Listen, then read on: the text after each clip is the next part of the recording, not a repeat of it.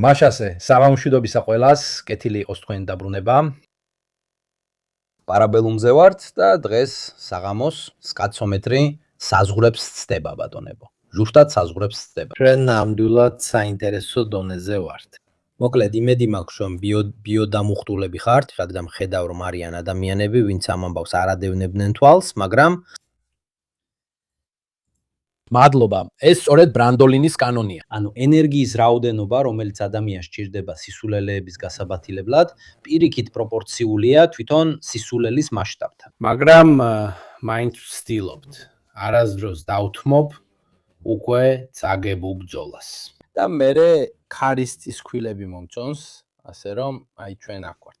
მოკლედ, მათთვის ვინც ამ ამბავს არ ადევნებდა თვალს, ჩვენ დავაკეთეთ პატარა შორტი, მაგრამ შორტში ყველა ინფორმაციის და მთელი დებანკის ჩასმა შეუძლებელია. თულსი გაბარდმა, რომელიც შეერთებული შტატების ეროვნული დაზვერვის დირექტორია, ფაქტობრივად გამოაქვეყნა გასაიდუმლოებული ახალი დოკუმენტები, რომლებიც უკრაინაში ბიოლაბორატორიებს ეხება. ვისაც არ იცის, ბიოლაბორატორიები ყველგანაა, ჩვენც გვაქვს ისინი იტალიაში. სპალანცანი მაგალითად ძალიან ცნობილი იტალიური ბიოლაბორატორია. ბიოლაბორატორიები ასეთია. ისინი იყოფა 4 კატეგორიად.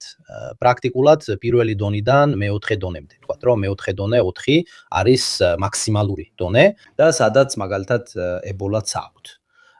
ესე რომ ეს არის ძალიან მაღალი დონის უსაფრთხოებისა და მენეჯმენტის დონე. ბევრი ლაბორატორია, რომელიც უკრაინაში იყო მეორე დონის, ზოგი მესამე დონის, არც ერთი არ იყო მეოთხე დონის. მადლობა. ვეძებთ BSL-ს, კარგი.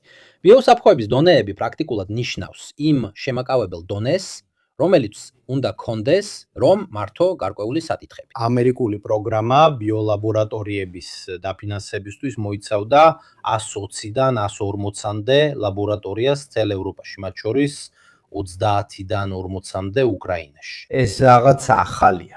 არა, რადგან ეს აბსოლუტურად უცნაური და სასაცილოა შეერთებული შტატების ეროვნული დაზვერვის დირექტორისთვის. ეხლა ნაბიჯ გაჩვენებ ყველაფერს, ბევრი რამა, ამიტომ გამომყევით. შესავალი. იგივე დირექტორი აცხადებს, რომ დოკუმენტები იყო დეკლასიფიცირებული, მაგრამ მათი ანალიზი ეფუძნება ღია წყაროებს. და უკვე აქვე რაღაცა არასწორადაა. თუ რაღაცა ღია წყარო, ესე იგი ღია წყაროა. როგორ შეგიძლია მისი დეკლასიფიცირება? და უკვე არის მოკლე ჩართვა თვითონ მოქმედების წესში, რასაც სადაზვერვო სააგენტო არასდროს გააკეთებდა. არც მეტი, არც ნაკლები. ასე რომ საბოლოოდ თუ ვინმე ნახავს ანგარიშს, ეს არის ანგარიში, რომელსაც ეწოდება ინფორმაციის გათეთრება, ანუ ინფორმაციის გაცმენდა, რა მნიშვნელობით ეს არის ოპერაცია, სადაც პრაქტიკულად იქნება კალბი ან შეცდომაში შემყვანი ინფორმაცია, მაგრამ ნამდვილი ინფორმაციის საფუძველზე, რომელიც გადამუშავებულია ხელახლა წარმოდგენილი და პრაქტიკულად იყოფა 3 ეტაპად: placement-ი, რაც ნიშნავს ინფორმაციის განთავსებას, layering-ი, ანუ ფენებად დაყოფა და ინტეგრაცია. და ბოლოს პრაქტიკულად ამატება ამ კონტენტს.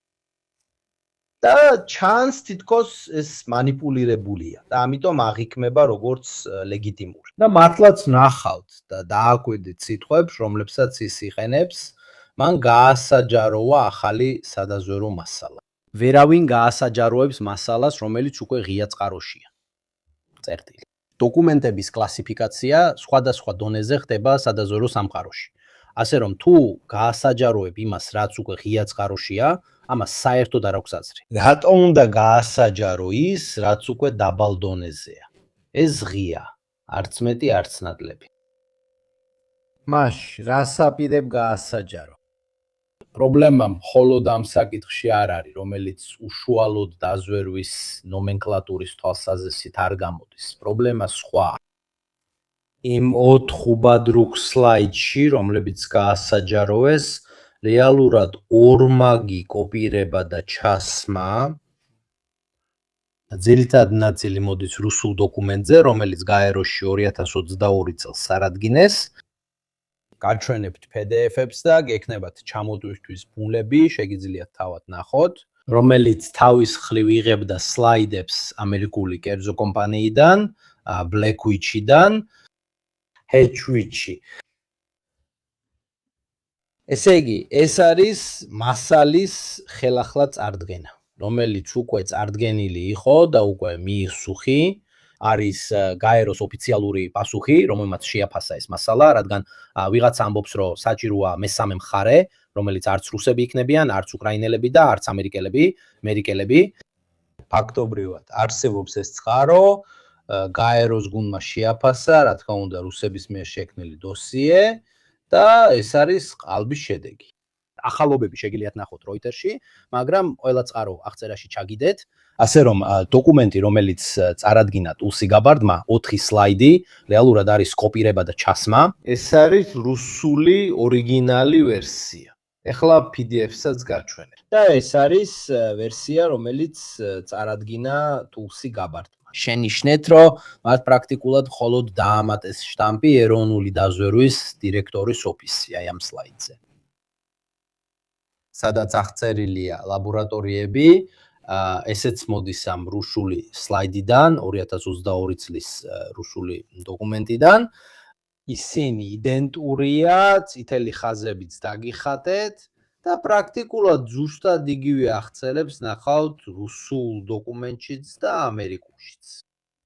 ისინი პრაქტიკულად იდენტურია, არანაირი განსხვავება არ არის. რუსული დოკუმენტის ის გრაფიკა, რაც ნახეთ, საერთოდაც რუსული დოკუმენტიდან არ მოდის. სინამდვილეში ეს მოდის ამ დოკუმენტიდან, Blackwitch-დან, რომელიც პრაქტიკულად ამ ტიპის საკითხებზე საუბრობს. ეს ინფოგრაფიკა ყველა ლოგოთი აღებულია კიდევ ერთი მესამე დოკუმენტიდან. ასე რომ Tulsi Gabbard-მა პრაქტიკულად აიღო 4 სლაიდი რუსული დოკუმენტიდან, რომელიც უკვე სხვადასხვადან იყო აღებული. მადლობა. ის აპირებს გაასაჯაროს, მაგრამ ეს ყველაფერი უკვე ღია იყო, რუსული დოკუმენტი გადმოსაწერია, როგორც Blackwitch-ის დოკუმენტი. ზედაწებებს ბეჯეტს. ეროვნული დაზვერვის დირექტორისას და ამბობს აღმოაჩინეთ ეს დაფინანსებები. მერე დაფინანსებების ისტორიასაც ნახავთ. გასათვალისწინებელია, რომ Tulsi Gabbard-ის მეგა გამჟღავნებებშიც კი ერთი არ არის ნახსენები არც ერთი ბიოლოგიური იარაღი. მანდაც არის ტექნიკა, რა გაგებით ტექნიკა.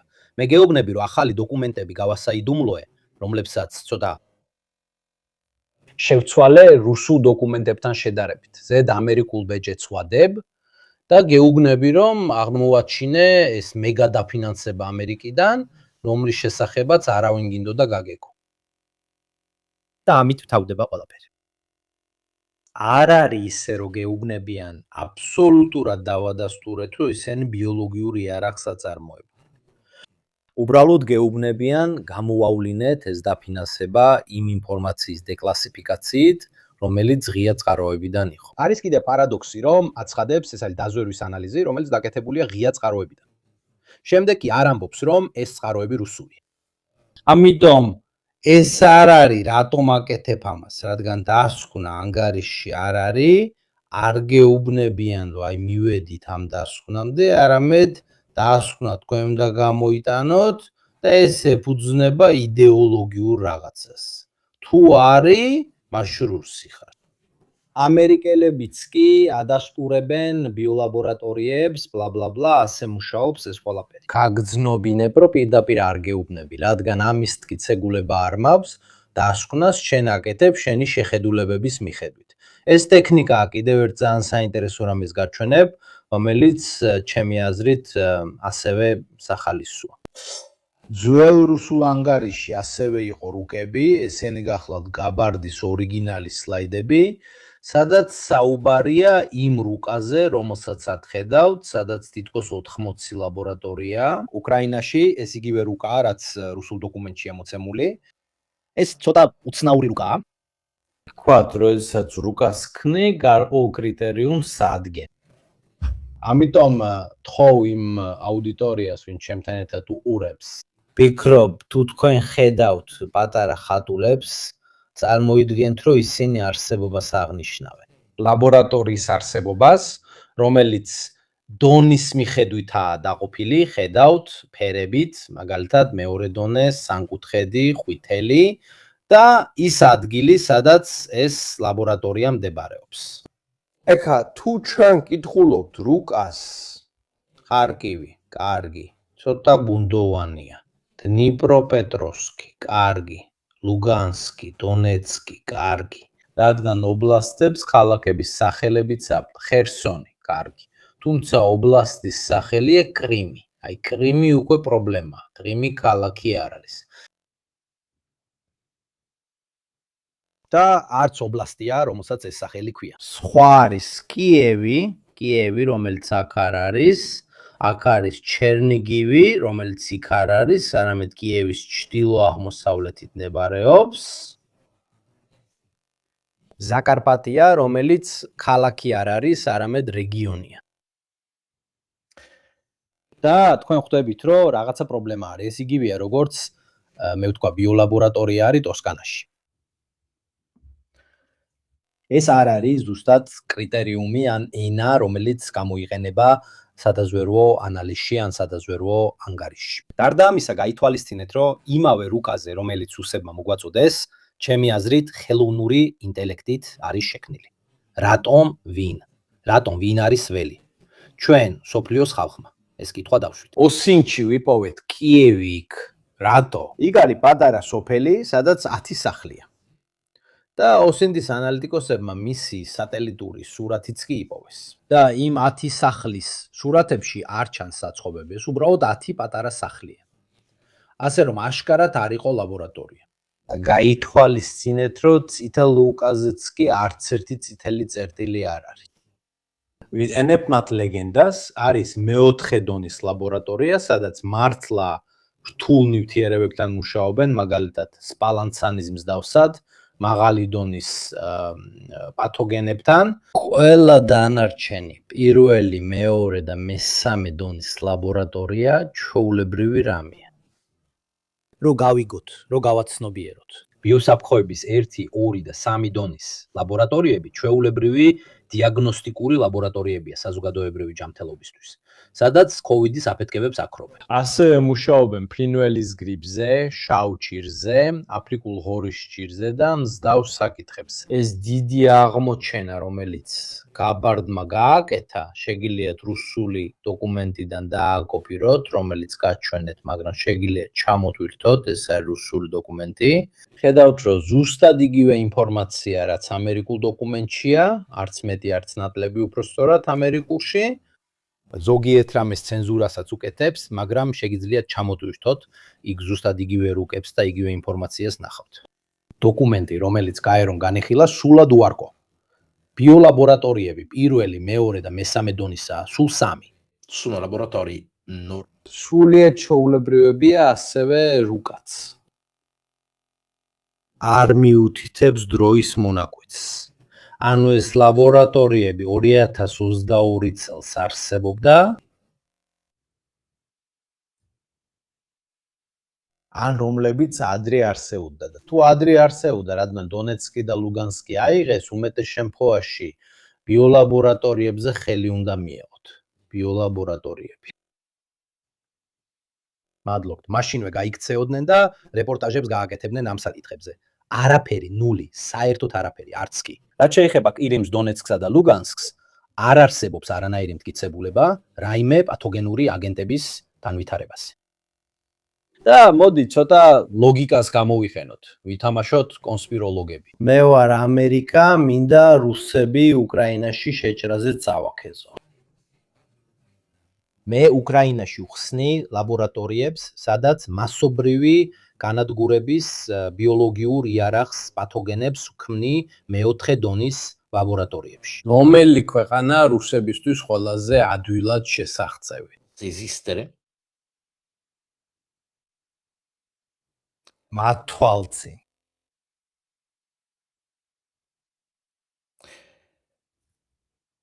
და რუსებმა 2014 წლიდან დღემდე ვერ შეძლეს ამ ყველა ლაბორატორიის შესახებ რაიმეს დამტკიცება. მიუხედავად იმისა, რომ მათ უზარმაზარი შეღწევის უნარი აქვთ, თქვათ, შიგნით და საზღვარზე. რა თქმა უნდა, იმიტომ რომ ჩვენ უნდა გავუადვილოთ მათ საქმე. მადლობა ინდრის, ბროკენბაუს პარამეტრების ლაივებს, უმჯობეს ვაქცინებს უმეცრების წინააღმდეგ. გისურვებთ ყველას შესაძლო წარმატებას, თქვენს პროექტს წარმატებას. მადლობა, დაელოდეთ, რადგან ეს ისტორია ბოლომდე ამთავრდება. გაბარდის ანგარიში აბსოლუტურად არაფერს იძლევა მტკიცებულებების დონეზე ამბობს. ჩვენ საბოლოოდ გამოვავლინეთ, რომ არსებობს ეს დაფარული დაფინანსებები, დოკუმენტი Verduranici rilasciato americano არა, რო იოლად იპოვით. tranquillamente online. თავდაცვის დეპარტამენტი თანამშრომლობა ბიოლოგიური პროგრამების და აქტივობების შემცირების კუთხით, რობერტო მადლობა თანამშრომლობისთვის ბიოლოგიური პროგრამების და აქტივობების შემცირების კუთხით. უკრაინაში თავიდან აცილება, ყველაფერი საჯაროა. ეს დოკუმენტები გამოქვეყნებულია უკრაინის სახელმწიფოს, ამერიკის სახელმწიფო დეპარტამენტის, უკრაინის საელჩოს, ამერიკის საელჩოს, უკრაინის საელჩოს მიერ და 2005 წლიდან არსებობს ეს პროგრამა. ეს რაღაცებია 2005 წლიდან არსებობს ეს პროგრამა, 2005 წლიდან. შეერთებული შტატები დაახლოებით 200 მილიონს აბანდებს უკრაინაში. 2005 წლიდან 46. უკრაინული ლაბორატორიის დიაგნოსტიკური ცენტრების და სხვა ობიექტების მხარდასაჭერად. უსაფრთხოების და მონიტორინგის დონის ასამაღლებლად როგორც ადამიანებისთვის, ასევე ცხოველებისთვის. ყველაფერი გამოქვეყნებულია. არაფერია გამჟღავნებული. ყველაფერი საჯაროა. ასე რომ ჩვენ პრაქტიკულად გვყავს ეროვნული დაზვერვის დირექტორი, რომელიც ხელახლა ამუშავებს დოკუმენტს, რომელიც სინამდვილეში უკვე გასაიდუმლოებულია. ამაზე აკრავს ამერიკულ ბეჭედს. ამბობს, რომ დოკუმენტი დეკლასიფიცირებულია, მაგრამ ანალიზი დაფუძნებულია ღია წყაროებზე, რომლებიც თავისთავად ღიაა, აქ არაფერია გასასაიდუმლოებელი, რაც ამ დიდ შეთქმულებას ამხელს ბიოლაბორატორიების დაფინანსების შესახებ, რაც საჯაროა. ეს არის ხელშეკრულება, რომელიც ასევე უკრაინულ საიტებზე ხელმისაწვდომი ჩამოსატვირთად ამერიკის შეერთებულ შტატებსა და უკრაინას შორის.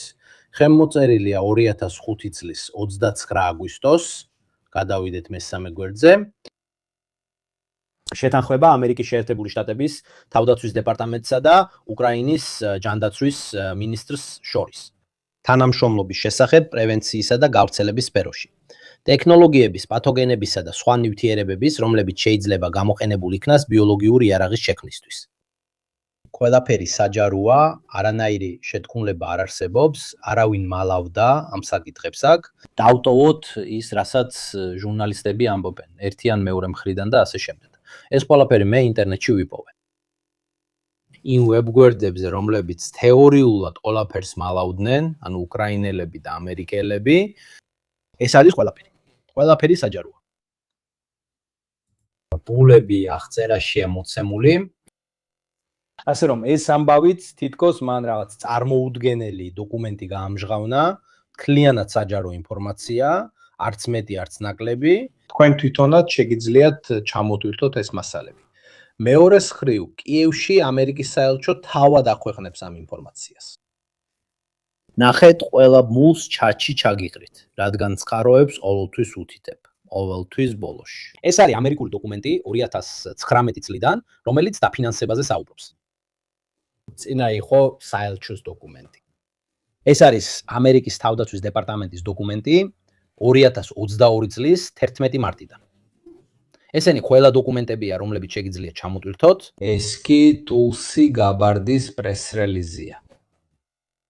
4 სლაიდი აქა-იქიდან მოპარული. ანუ ეს ყველაფერი არ არის საიდუმლო, არც მეტი, არც ნაკლები. ეს არის რუსული ორიგინალი დოკუმენტი. ბოლოგმული ჩატში ჩაგიგდეთ. ეს არის გაეროზმული რუსების მიერ 2022 წელს წარდგენილი დოკუმენტი გაეროს უკვე ნანახი ქონდა. ესენი ყველა ის დოკუმენტებია, რომლებიც შეგიძლიათ თავისუფლად ჩამოტვირთოთ. ორიგინალ ბულებს გიგდებთ, არც YouTube-ის და არც Telegram-ის შემოκლებულ ბუნებს. ესენი არის პირდაპირ ბმულები ინსაიტებზე, სადაც ეს დოკუმენტები განთავსებულია. და ეს არის Black and Which-ის ორიგინალი დოკუმენტი. მათი საიტიდან მორალი რა არის ამ ამბის? არ ვიცი, რატო გააკეთა ეს. მაგრამ ლოგიკური თვალსაზრისით ამას აზრი არ აქვს. მართლა არ აქვს აზრი. ზუსტად ის ფაქტი, რომ აცხადებ, რომ დოკუმენტებს საიდუმლო გრიფს ხსნი, რომლებიც ღია წყაროა. მაგრამ არა ღია წყარო, იმიტომ რომ მათ აიღეს ღია წყარო და შემდეგ ხელახლა დააკეთეს ანალიზი. იმიტომ რომ ანალიზი საერთოდ არ არსებობს. ისინი პირდაპირ იღებენ რუსულ სლაიდებს და უფრო მეტიც ზოგიერთ ნაწილს ცენზურას უკეთებენ. მაგრამ ფაქტია, რომ ეს ყველა დოკუმენტი უკვე 15 წელია ხელმისაწვდომია. ანუ შეთანხმებები 2005 წლისა, ზოგი კი 2019 წლის. ამიტომ ესეთი ოპერაციის ერთადერთი აზრი ინფორმაციის გადამუშავება. ანუ შექმნა ყალბი ნარატივი, რომელიც ეფუძნება რაღაცებს, ესე ვთქვათ, ამჯერად ამერიკული შაბლონით და არა რუსულით, რომელიც რა თქმა უნდა იყო დაინტერესებული მხარე. ამიტომ ჩემი აზრით ეს ამერიკელებმა გაავრცელეს, ყველა ამბობს. თუ ამას ამერიკელებიც ამბობენ, მაშინ ეს სიმართლეა. სინამდვილეში თუ ყველაფერს დააკვირდები, მიხვდები, რომ ეს აბსოლუტურად ტყუილია. ამიტომ ყველამ თავისი აზრი ჩამოაყალიბოს. მე დოკუმენტები თქვენთვის დავდე, შეგიძლიათ ნახოთ. ამიტომ ჩემი აზრით ეს არ არის უბრალოდ მოსაზრებაზე დაფუძნებული საუბარი ან მსგავსი რამ. ნახეთ, რას ნიშნავს ბიოსაფრთხოების დონის კლასიფიკაცია. იგივე რუსული რუკაც არ აჩვენებს არც ერთ მეოთხე დონის ლაბორატორიას. უკრაინაში ეს არის 4 სლაიდი, რომლებიც გამოუშვა ეროვნული დაზვერვის დირექტორის ოფისმა. აქ არსებული ყველა მონაცემი პირდაპირ რუსული სლაიდებიდან არის აღებული. მაგრამ არც DC-ებმა გადაამუშავეს ისინი. იგივე ტექსტს იღებ და გადაამუშავებ, თავად ამზადებ ცხრილებს, არა, ეგეც კი არა. ანუ პირდაპირ მნიშვნელობით copy-paste Paint-ში. ანუ დონე ესეთია. შენიშნე, რომელი ნაწილებია ცენზურირებული. ის ნაწილები, სადაც აშკარად ჩანდა, რომ ეს იყო ძველი დოკუმენტი და რომ რუსული დოკუმენტიდან იყო აღებული, გაბარდმა საიდუმლო გრიფი მოხსნა 2026 წლის 23 აპრილს. სამწუხაროა, რომ ეს მასალა უკვე 4 წელია ინტერნეტშია. არც მეტი, არც ნაკლები. მაშ რატომ საუბრობენ ამ ბიოლაბორატორიებზე ასე ბევრს? რადგან თუ აიყვანთ ორ ადამიანს, რომლებიც საუბრობენ და ერთი პრორუსულია, მეორე კი არა, ის ვინც არ არის პრორუსული, უარყოფს, რომ ისინი არსებობენ. რადგან რთულია ამ საკითხების ახსნა. პრორუსი კი იტყვის, რომ ისინი არსებობენ, რადგან ამას ადასტურებს ტულსი გაბარდები. ეს საკითხი მოსაზრებებზე არ არის დაფუძნებული. თუ მე ავირებ რუსულ დოკუმენტს და ის იდენტურია გაბარდის დოკუმენტთან და იგივე რუსული დოკუმენტი ძალიან ცუდად არის გაკეთებული, ბევრი სათქმელი აღარ რჩება ამ დოკუმენტის თაღლითურ განზრახვაზე, ამ ოპერაციაში, თანაც ცოტა ხნით ადრე, სანამ ის დატოვებს ოფისს, რადგან მალე წავა, კითხვა იყო, ეს კარგი კითხვა, მაგრამ პატარა ხაირანი კარგი კითხვაა, მაგრამ თუ ეს იყო 2005 წელი, კითხვა ესეთია. აუცილებელი იყო თუ არა მათი გაკეთება სწორედ უკრაინაში. არა, მათ არ ქონდათ საჭიროება, რომ ეს უკრაინაში გაეკეთებინათ ინად. მათ გააკეთეს ეს. ნახე, ეს კითხვა შესანიშნავია. ლაბორატორიების უმეტესობა არ შექმნილა, ისინი უკვე არსებობდა. და ისინი საბჭოთა კავშირის დროინდელია.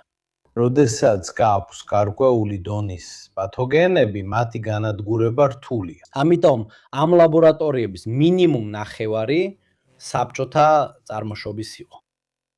და უკრაინელებმა ისინი შეინარჩუნეს, რა თქმა უნდა. ისინი საშიშები იყვნენ, რადგან ყველას შენარჩუნებისთვის ბევრი ფული არ ჰქონდათ. ამიტომ ამერიკელებმა თუ ნახავ რა წერია 2005 წლის შეთანხმებაში, მათაც დააშლევინეს. ეს ცოტა იყო საუბარი იმაზე, მოდი ვნახოთ. ფული რო შეენარჩუნებინათ ზოგიერთი, სხვები უნდა დაეშალათ, ემართათ და ასე შემდეგ, უცხოური ფულის ფარდაჭერი. რადგან ეს შედიოდა, ვერ წაგიკითხავთ, 100 მილიონი იყო დოკუმენტში, მაგრამ ეს ასევე შედიოდა ბირთვული იარაღის დაშლის შეთანხმებაში. ესეც იყო, ასევე იყო ბირთვული იარაღის დაშლის საკითხიც. შიგნით ყველა იარაღი იყო არა მხოლოდ ბაქტერიოლოგიური, ლაბორატორია, მსგავსი რაღაცები, იყო საუბარი იმაზე, რომ მოდი დავეხმაროთ ყველაფრის მართვაში.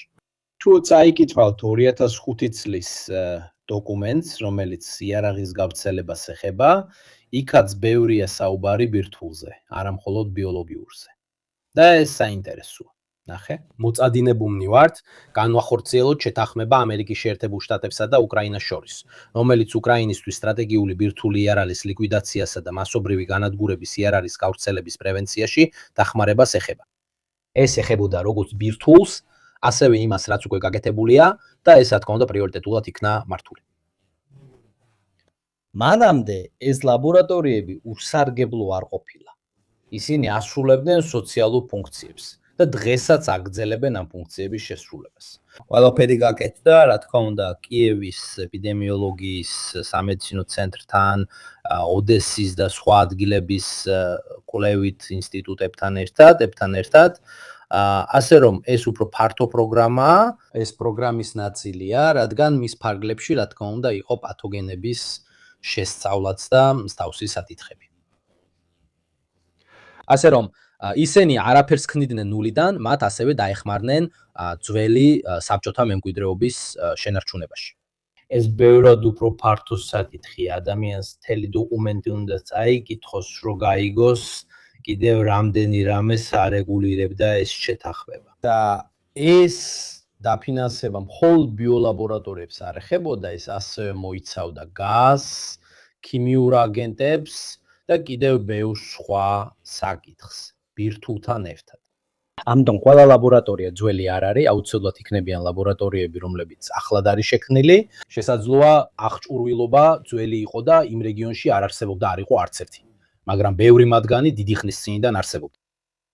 სულაც არ არის შემთხვევითი, რუსული რუკა მოიცავს ძალიან ძველ ობიექტებსაც საბჭოთა ეპოქიდან. დოკუმენტები, განსაკუთრებით რუსული, დაუდევრადაა გაკეთებული.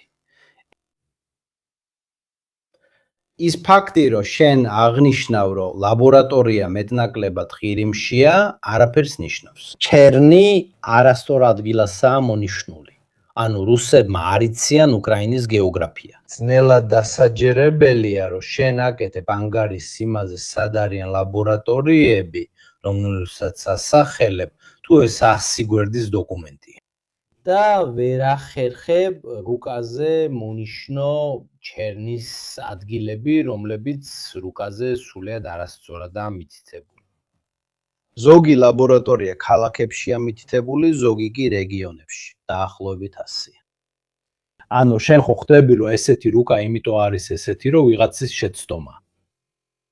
თორსა ხელოვნურ ინტელექტს თხოვ, დაახლოებით გააკეთოს რუკა, ესეთ რაღაცაში შეიძლება შეცდეს. სავარაუდოდ სიახლოვის გამო ერთი მეორეში შეეშალა. ეს ორი დასახლება, რომელსაც ერთი და იგივე სახელი ქვია, მაგრამ ერთი 10 სახლის სოფელია, მეორე კი დედაქალაქი იყო. ბევრი შეცდომაა, სწორედაც რომ მიახლოებითი, რაც აშკარად გენერირების შედეგია. ზოგიერთ ხელოვნურ ინტელექტს სწორი ინსტრუქციები არ მიუღია. და გააკეთა ასე თუ ისე, იმიტომ რომ თუ ვინმე უნდა დამაჯეროს, რომ რუსები უკრაინის გეოგრაფიას არ იცნობენ, ეს სრული აბსურდია, როგორც ვიღაცა იტყოდა. ასე რომ როგორც ხედავთ, უკვე ყველა დოკუმენტი გაქვთ, შეგიძლიათ ჩამოტვირთოთ, ნახოთ, შეადაროთ და მშვიდად ნახავთ, რომ ეს ყველაფერი უბრალოდ copy paste-ია. არც მეტი, არც ნაკლები. არა, ნუ თუ ეს არ არის ის სახელები, რომლებიც რუსულადაა დაწერილი იმათთვის, ვინც ეს გააკეთა. ანგარიში რუსებმა ინგლისურად გააკეთეს და მიაწოდეს დაეროს.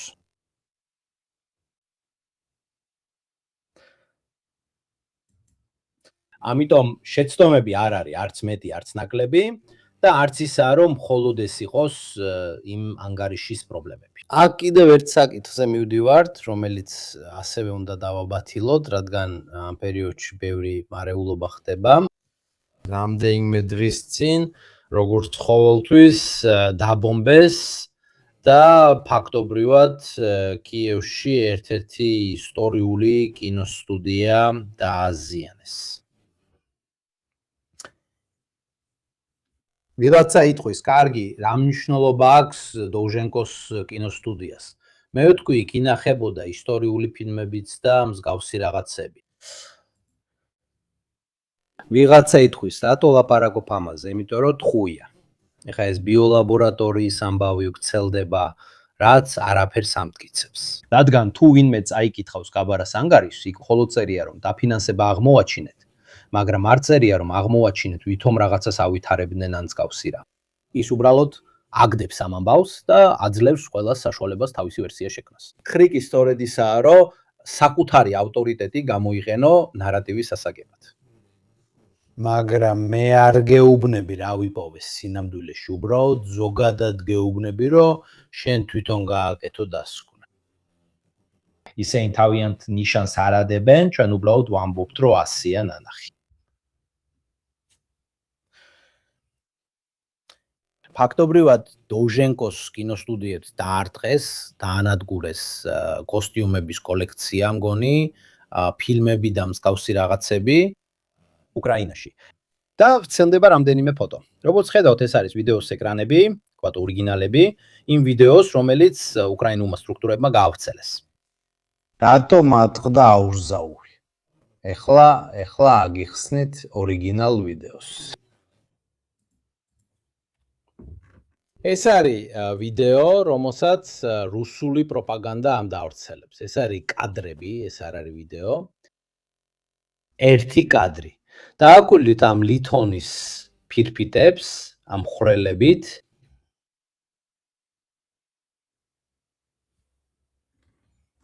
აფტობრივად რუსები აჩვენებენ, რომ სინამდვილეში სტუდიის შიგნით უკრაინელები აწარმოებდნენ დრონებს, რადგან ეს არის დრონების ფრთები.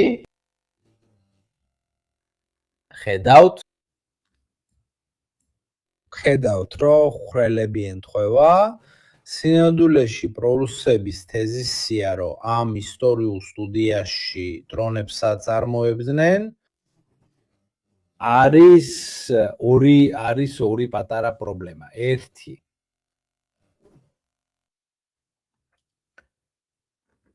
დრონები თუმუქისგან არ მზადდება.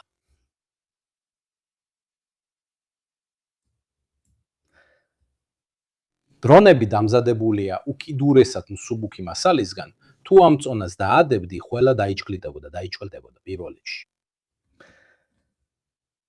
მეორე, ეს არის ვიდეო. ეს არის ორიგინალი ვიდეო, უკრაინული საინფორმაციო გამოშვებიდან. გვერძედებენ, ასევე ჟანგიანივით გამოიყურებიან, მაგრამ პლასტმასის მასალა, რომლითაც დრონებია დამზადებული, ძალიან მსუბუქია. იმ წონით ყველა დაჭყლეტილი იქნებოდა. მაგრამ ასე ჩანს, თითქოს ლითონის ფურცლებია. იმიტომ რომ ვიცი, ასე ჩანს, თითქოს ლითონის ფურცლებია. იმიტომ რომ ხელოვნური ინტელექტი, რომელიც გამოიყენეს ვიდეო კადრების მანიპულირებისთვის, რეზოლუცია გაზარდეს, ეს არის ის, რაც რუსებმა აჩვენეს. შენიშნეთ, რომ კარგად ჩანს აგურები, კარგად ჩანს დრონების ფრთები და ასე შემდეგ. ეს არის ორიგინალი ვიდეო, რა თქმა უნდა, ცოტა უფრო დაბალი ხარისხისა, დაახლოებით ესე ვთქვათ. არსებობს ნანგრევების გროვები, არის განადგურების ნარჩენები, რაც კარგად არ ჩანს. ეს არის ორიგინალი სურათი, ეს კი სურათია, რომელიც ხელოვნური ინტელექტის მიერ რეზოლუციის გაზრდით არის შერჩული. ეხლა თუ ვინმეს გამოუყენებია Photoshop-ი და მე ხშირად ვიყენებ მას ხდების გასაკეთებლად, თუ მინდა მაგალითად ამ ხეების წაშლა Photoshop-ში, უთხარი რომ შეევსო სიცარიელე მიახლოებით, ანუ ის იღებს ყველაზე ახლოს მყოფ ელემენტებს და პრაქტიკულად ამ ნაწილსაც მავსებს კონტექსტის გამოყენებით. კარგი, კონტექსტი. პრობლემა რა არის, როცა გარჩევადობას ზრდი. სასაცილოა ის ფაქტი, რომ დაბალი რეზოლუციის ვერსიაში, რომელიც უკრაინულ ვიდეოშია ნაჩვენები, ლითონის ფირფიტების გაყოფა აშკარად ჩანს. მაშინ როცა ესე ვთქვათ, მაღალი გარჩევადობის ვერსიაში, რომელიც რუსებმა გამოაქვეყნეს, ლითონის ფირფიტების გაყოფა ქრება. და აგურებიც ჩნდება, როგორც ხედავთ, აქ არ არის, აქ კი არის. ეს ასე მუშაობს upscale. ან როცა Photoshop ცდილობს შეავსოს ის, რასაც ვერ იგებს, იმით, რასაც იგებს. ამიტომ ეს უსახური ნამსხვრევების გროვა პრაქტიკულად აგურების გროვად იქცევა.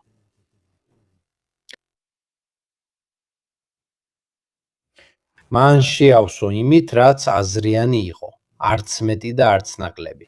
ამას ახლომდებარე კონტექსტით შევსება ქვია.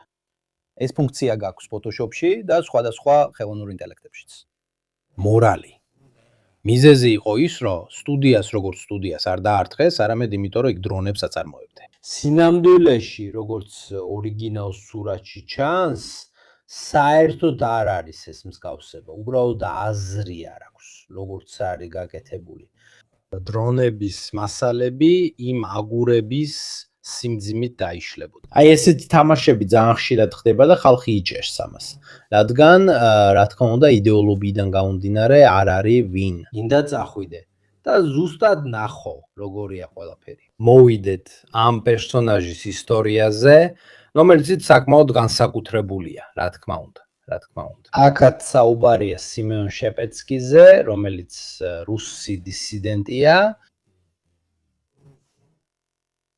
ის ცხოვრობდა პოლონეთში, ბელარუსის საზღვართან ახლოს და აკეთებდა უამრავ, ვთქვათ, ხელოვნებას, რომელიც, რა თქმა უნდა, პუტინს აწუხებდა. რა აქ უნდა ვიყო გულწრფელი, ყველა სუპერ პროუკრაინელი ატლანტისტი და ასე შემდეგ ამ ადამიანს აღწერს როგორც საწყალ ადამიანს, ანტირუსს, არტისტს და ასე შემდეგ.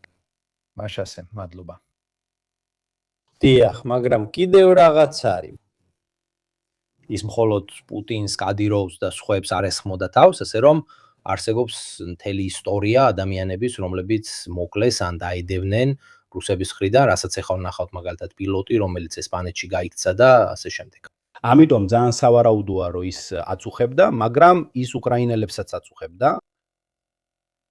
აქ ხედავთ მის სურათებს, მაგრამ თავადაც ესეთ სურათებს ქმნიდა. ესე რომ ესეც მის მიერ შექმნილია, სადაც ერმაკია, რომელიც ხელში აყვანილი ყავს ზელენსკი კარიკატურულად დიდი ებრაული ცხვირით, რომელიც შარდავს იმ კაცის უკან, რომელიც აშკარად კაზაკია. და ასევე მეორე მხარეს პუტინი თავის ხალხთან ერთად. ამიტომ ეს არის კრიტიკა, სადაც ძალაუფლება ფაქტობრივად იცინის და შარდავს ორივე ერის ღარიბებზე, რომლებიც სინამდვილეში ერთმანეთს ებრძვიან, როგორც ჩანს, ერთმანეთს თვალებს აჭერენ. ამიტომ მისი კრიტიკული პროპაგანდისთვის თქვენთან ნახეთ ერთი მხრიდანაც და მეორეც ის მოხვდა მიროჯვეზის საიტზეც, რომელიც უკრაინული საიტია, სადაც ფაქტობრივად აღნიშნავენ პერსონებს, რომლებიც ანტიუკრაინელები არიან, ან ძებნილები არიან, თქვათ, მათი საქმიანობის გამო, ანტიუკრაინელი. ასე რომ არც უკრაინელებს უყვარდათ და არც რუსებს. სამართლიანობისთვის ამას გეუბნებით, უბრალოდ რომ გაიგოთ, რომ ის ცოტა არასტანდარტული პიროვნება იყო. სრულიად გულწრფელად რო ვთქვა, შემდეგ პოლონეთში დააკავეს ორი ბელარუსი, რომლებიც ცდილობდნენ ბელარუსის საელჩოში, ან იქნებ საკონსულოში პოლონეთში შესვლას. ამიტომ ვიცით, რომ ისინი ორი ბელარუსი იყვნენ, ასე რომ ძნელად წარმოსადგენია, რომ უკრაინელები ბელარუსებს გამოიყენებდნენ. და საერთოდ მისი ხელოვნების პროპაგანდის კრიტიკის თითქმის 90% კონცენტრირებული იყო პუტინზე, კადიროვზე, გერასიმოვზე, შოიგუზე და ასე შემდეგ. ამიტომ დიდი ალბათობით, ასევე თუ გავითვალისწინებთ რუსეთის საკმაოდ ფართო ისტორიას დისიდენტების წინააღმდეგ მოქმედებებში, ძალიან სავარაუდოა, რომ დამკვეთები რუსები იყვნენ. ამიტომ გაჩვენებთ აპატიმრებასაც. ჩვეულებრივ ეს არის ხალხის ყიდვის ტექნიკა, მათ მისიის შესრულება, შემდეგ კი კრიპტოვალუტით გადახდა. ეს არის დაპატიმრება ერთ-ერთის, ვინც ცდილობდა პოლონეთში, ბელარუსის საკონსულოში, ან საელჩოში, სამართალდამცავებმა ის სწორედ შესასვლელთან დააკავეს, სტოლთან დააკავეს. შესაძლოა ელოდნენ, რომ ასე მოიქცეოდა. ასე რომ მინიმუმ ერთ-ერთი მათგანი, არ ვიცი, მეორეიც დააკავეს, მეორეც დააკავეს, დააპატიმრეს, მაგრამ ისტორია მეუბნება, რომ დიდი ალბათობით ისინი რუსები იყვნენ. არის კარგი მომხმარებელი X-ზე, რომელიც სხვათა შორის მეც მომყვება და ყველა შემთხვევის რეკონსტრუქცია გააკეთა, არა მხოლოდ სიმეონ შკლეპეცკის შემთხვევა, კარიკატურისტი და ასე შემდეგ. არამედ ყველაფერი, რაც მანამდე მოხდა. მაგალითად, 2024 წლის თებერვალში მაქსიმ კუზმინოვი, რუსი დეზერტირი, რომელმაც ვერტამფრენი უკრაინას გადასცა, ესპანეთში ალიკანტეში მოკლული იპოვეს. 2024 წლის მარტში ლეონიდ ვოლკოვი, ნავალნის თანამოაზრე, ვილნიუსში თავისი სახლის წინ ჩაქუჩით დაარტყეს. ორი პოლონელი მოგვიანებით პოლონეთში დააკავეს. ის ასევე საჯარო დავრცელებს გამოძიების მასალებს. პოლონელები აჩვენებენ, რომ ჯაშუშობისა და ეჭვმიტანელთა დაკავებების რაოდენობა 2022 წელთან შედარებით დაახლოებით 10-ჯერ დაიზარდა. 2024 წლის მარტში ლონდონში საცხობი, სადაც უკრაინისთვის განკუთვნილი გენერატორები და სტარლინკის მოწყობილობები ინახებოდა, დაიწვა. თავდასხმა ვაგნერის ქსელის მეშვეობით იყო ორგანიზებული. და კიდევ უამრავი სხვა შემთხვევა, როგორც ხედავთ, ყოველთვის უკავშირდება მოქმედებებს, რომლებიც ძირითადად ონლაინში ადამიანების რეკრუტირებით ხორციელდება. მე გირეკრუტებ, გეუბნები წადი გააკეთე ეს საქმე, თუ გააკეთებ, გადახდას გამოგიგზავნი. ამიტომ თუნდაც დააკავო უჯრედები ან გაანეიტრალო უჯრედი, სისტემას მაინც ვერ დაშლი.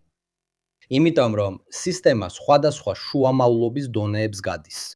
შემდეგ მეორედ 2024 წლის ივლისში ცეცხლს უკიდებენ ცეცხლგამჩენ მოწყობილობებს, რომლებიც ელექტრომასაჟორებადად არიან შენიღბული და ცეცხლი ეკიდებათ DHL-ის ჰაბში, ლაიცციგში და ბირმინგემში.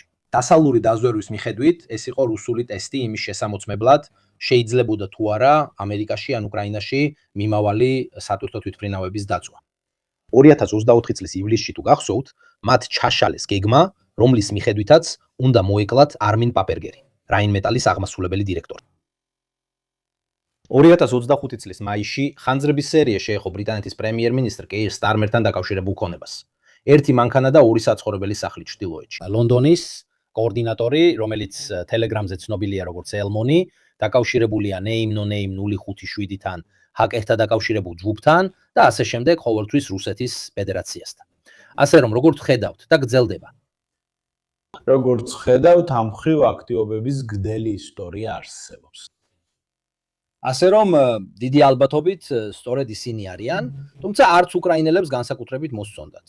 ეს ტიპი ყველას უტევდა მარჯვნივაც და მარცხნივაც. მას ძალაუფლების მიმართ არა მხოლოდ ანტიპუტინისტური, არამედ ზოგადად ანტიესტებლიშმენტური ხედვა ჰქონდა. ალბათ სხვა ლიდერების კარიკატურებიც ექნებოდა დაკეთებული მსგავსი რაღაცები, თუმცა ბოლოს მაინც ერთზე კონცენტრირდებოდა. ბევრმა მხოვა ელვირა ნაბიულინაზე მესაუბრა, რადგან პესკოვის განცხადებაში ნათქვამია, რომ ის ავადაა.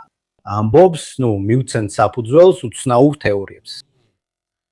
რადგან ის უნდა გამოსულიყო სანქტ-პეტერბურგის ფორუმზე და კიდევ ერთ წინა შეხვედრაზე, მაგრამ არ გამოცხადდა. და კიდევ პესკოვმა დააკეთა ეს განცხადება. სინამდვილეში ის უნდა გამოცხადდეს 19 ივნისის პრეს-კონფერენციაზე, ანუ 2 დღეში. ანუ 2 დღეში გავიგებთ სად არის ნაბიულინა. რადგან თუ ის მესამედაც არ დამოცხადდება, არ მინდა რომ ის გაციება, რაც მას შეეყარა, ღია ფანჯრის გამო შეეყარა. და თქვენ იცით, როცა ღია ფანჯარაზე ვსაუბრობ, რა ტრადიცია, ესე ვთქვათ. ნამდვილად საინტერესოა, რომ სანქტ-პეტერბურგის ფორუმზე და სხვა შეხვედრაზეც ბანკების საკითხებზე პუტინი საუბრობდა და არა ნაბიულინა. და ეს უკვე გარკვეული დროა ასია. საუბრობდნენ იმაზე, რომ ნაბიულინა ომის მომხრე არ იყო და დიდი ხანია ცდილობს შეამციროს ხარჯები, რადგან მაინც კარგი სპეციალისტია უნდა ითქვას. არ შეიძლება ითქვას, რომ არაკომპეტენტურია. რუსეთის მდგომარეობის გათვალისწინებით, ნაბიულინასნაირი ცენტრალური ბანკის დირექტორები სანატრელია. მაგრამ თქვათ, რომ ცოტა კონფლიქტში შევიდა პუტინთან. და უცნაურია, რომ ბოლო შეხვედრაზე, ეკონომიკურ საკითხებზე, საპროცენტო განაკვეთებზე, ცენტრალურ ბანკზე და ასეთ თემებზე პუტინი საუბრობდა და არა ის.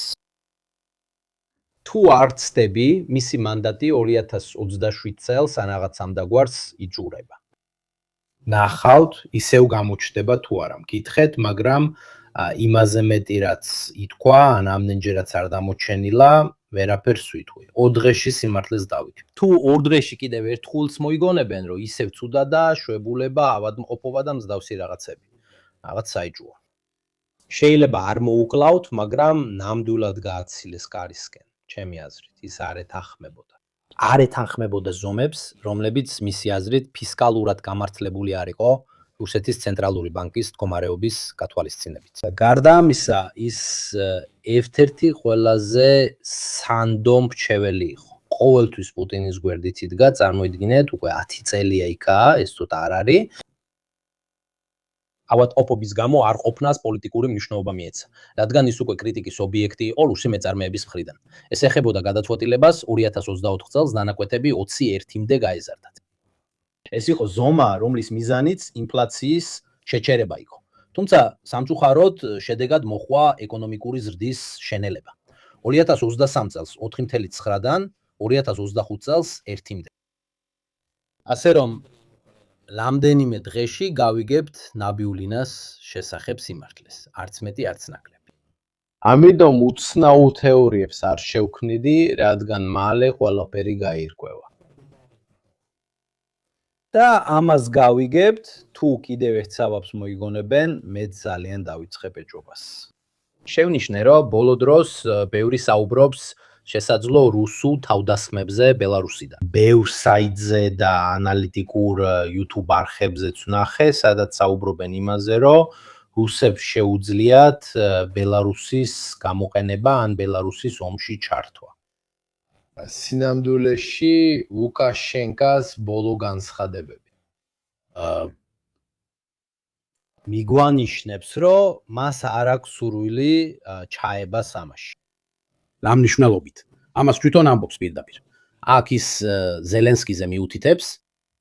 ლუკაშენკომ ბოდიში მოუხადა ზელენსკის თავისი მკაცრი განცხადებების გამო. ამბობს, თუ ვლადიმირ ალექსანდროვიჩ ზელენსკი შეურაცხყოფილი დარჩა, ბოდიშს უხდი მას ამ სიტყვებისთვის. ალბათ არ უნდა მეტყვა ეს, რადგან ის ჯერ კიდევ ომშია. გარდა ამისა, ის სულად ესმის, რომ ბელარუსის მხრიდან და განსაკუთრებით პირადად ჩემგან სამხედრო მოქმედებებს არ უნდა ელოდო. მადლობთ. ანუ ის მიანიშნებს, რომ ისინი სამხედრო თვალსაზრისით ძალიან დაუცველები არიან და თუ უკრაინა ბელარუსს იმავე ფორმით შეუდას, როგორც რუსეთს, ისინი ვერ შეძლებენ თავის დაცვას. ამიტომ ამბობს, კარგად გვესმის, რომ ჩვენი ძირითადი სასიცოცხლო ინფრასტრუქტურა, მრეწველობა და ლოგისტიკა თავდასხმის ქვეშ აღმოჩნდება, როგორც მათ განაცხადეს. უკვე დაგეგმილი აქვთ 500 ესეთი ობიექტი ბელარუსის ტერიტორიაზე. ბელარუსი უკვე მზად არის ჩვენთვისაც, თუ კიევს ბელარუსის ტერიტორიიდან შეუტევენ, ფრონტი 1500 კილომეტრით დაიზრდება და ომის მიმდინარე პირობებში ჩვენ და რუსები ვერ შევძლებთ ამ ტერიტორიის დაცვას. სხვათა შორის პარასკევს პირდაპირ ეთერში ჩავატარებ ედუარდო ფონტანასთან ერთად მოსკოვის დაცვაზე და როგორც ჩანს, რუსული საერო თავდაცვის სისტემების რაოდენობა საკმარისი არ არის ყველაფრის დასაფარად. თუ გახსოვთ, ცოტა ხნის წინ პირდაპირ ეთერი მქონდა სახელწოდებით ძვირია ლორსო, სადაც ვაჩვენებდი, როგორ ანადგურებდნენ უკრაინელები სისტემატურად ხერსონის, ყირიმის, ზაპოროჟიეს ფრონტზე რადარებს, ადრეული გაფრთხილების სისტემებს, ბუკის, პანცირის, S300-ის, S400-ის სისტემებს. ფაქტობრივად ამ კუთხით მოკლეს საბნის ეფექტი იქნება. თუ დაუკავშირებთ მოსკოვზე განხორციელებულ თავდასხმებს, მაგალითად ნავთობ გადამამუშავებელზე ან წინა შემთხვევას, ხვდებით, რომ რუსები იმ მდგომარეობაში არიან, როცა მოსკოვი თავდაცვაზე გადადის. პოლიტიკურადაც თავდაცვაზე გადადის. ამ მომენტში მოსკოვს უფრო მეტი საჰაერო თავდაცვის სისტემა აქვს, ვიდრე ხერსონის, ყირიმისა და ზაპოროჟიეს მთელ ფრონტს ერთად.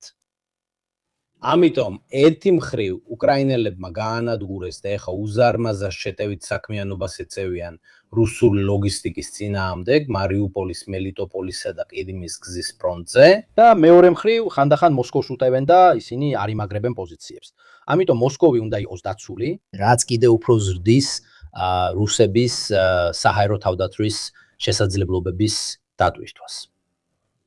ამიტომ საბანი მოკლე ხდება და ეს არის მოკლე საბანი, რომელიც მეცნიერულად არის შესწავლილი უკრაინული აქტივობის მიერ. შემდეგ ამას უკეთესად დავინახავთ მონაცემებში, მაგრამ მოძებნეთ ნახეთ ძველი ლაივი 1 თვის ან 1 თვისა და ნახევრის წინ, სადაც სწორედ ამ მონაცემებს ვაჩვენებთ. და სწორედ ამ შესაძლებლობაზე ვსაუბრობთ. თუ ამას უკრაინელებთან დავაკავშირებ, რომლებმაც ამერიკელებისგან მიიღეს რამდენიმე მართვადი ბომბი ევროპული გადახდის გზით, მათაც შეიმუშავეს საკუთარი კიტი თავიანთი გლაიდ ბომბებისთვის. ისინი სულ უფრო მეტად გადიან წვრთნებს F-16-ებით და Mirage 2000-ებით. ყველა ამ ფაქტორს თუ ერთად შევხედავთ, დიდი ალბათობით ისინი ნელ-ნელა დაიწყებენ. ალბათ დაიწყებენ ბომბების ჩამოგდებას ხერსონის, ზაპორიჟიას სექტორებში ან მსგავს ადგილებში.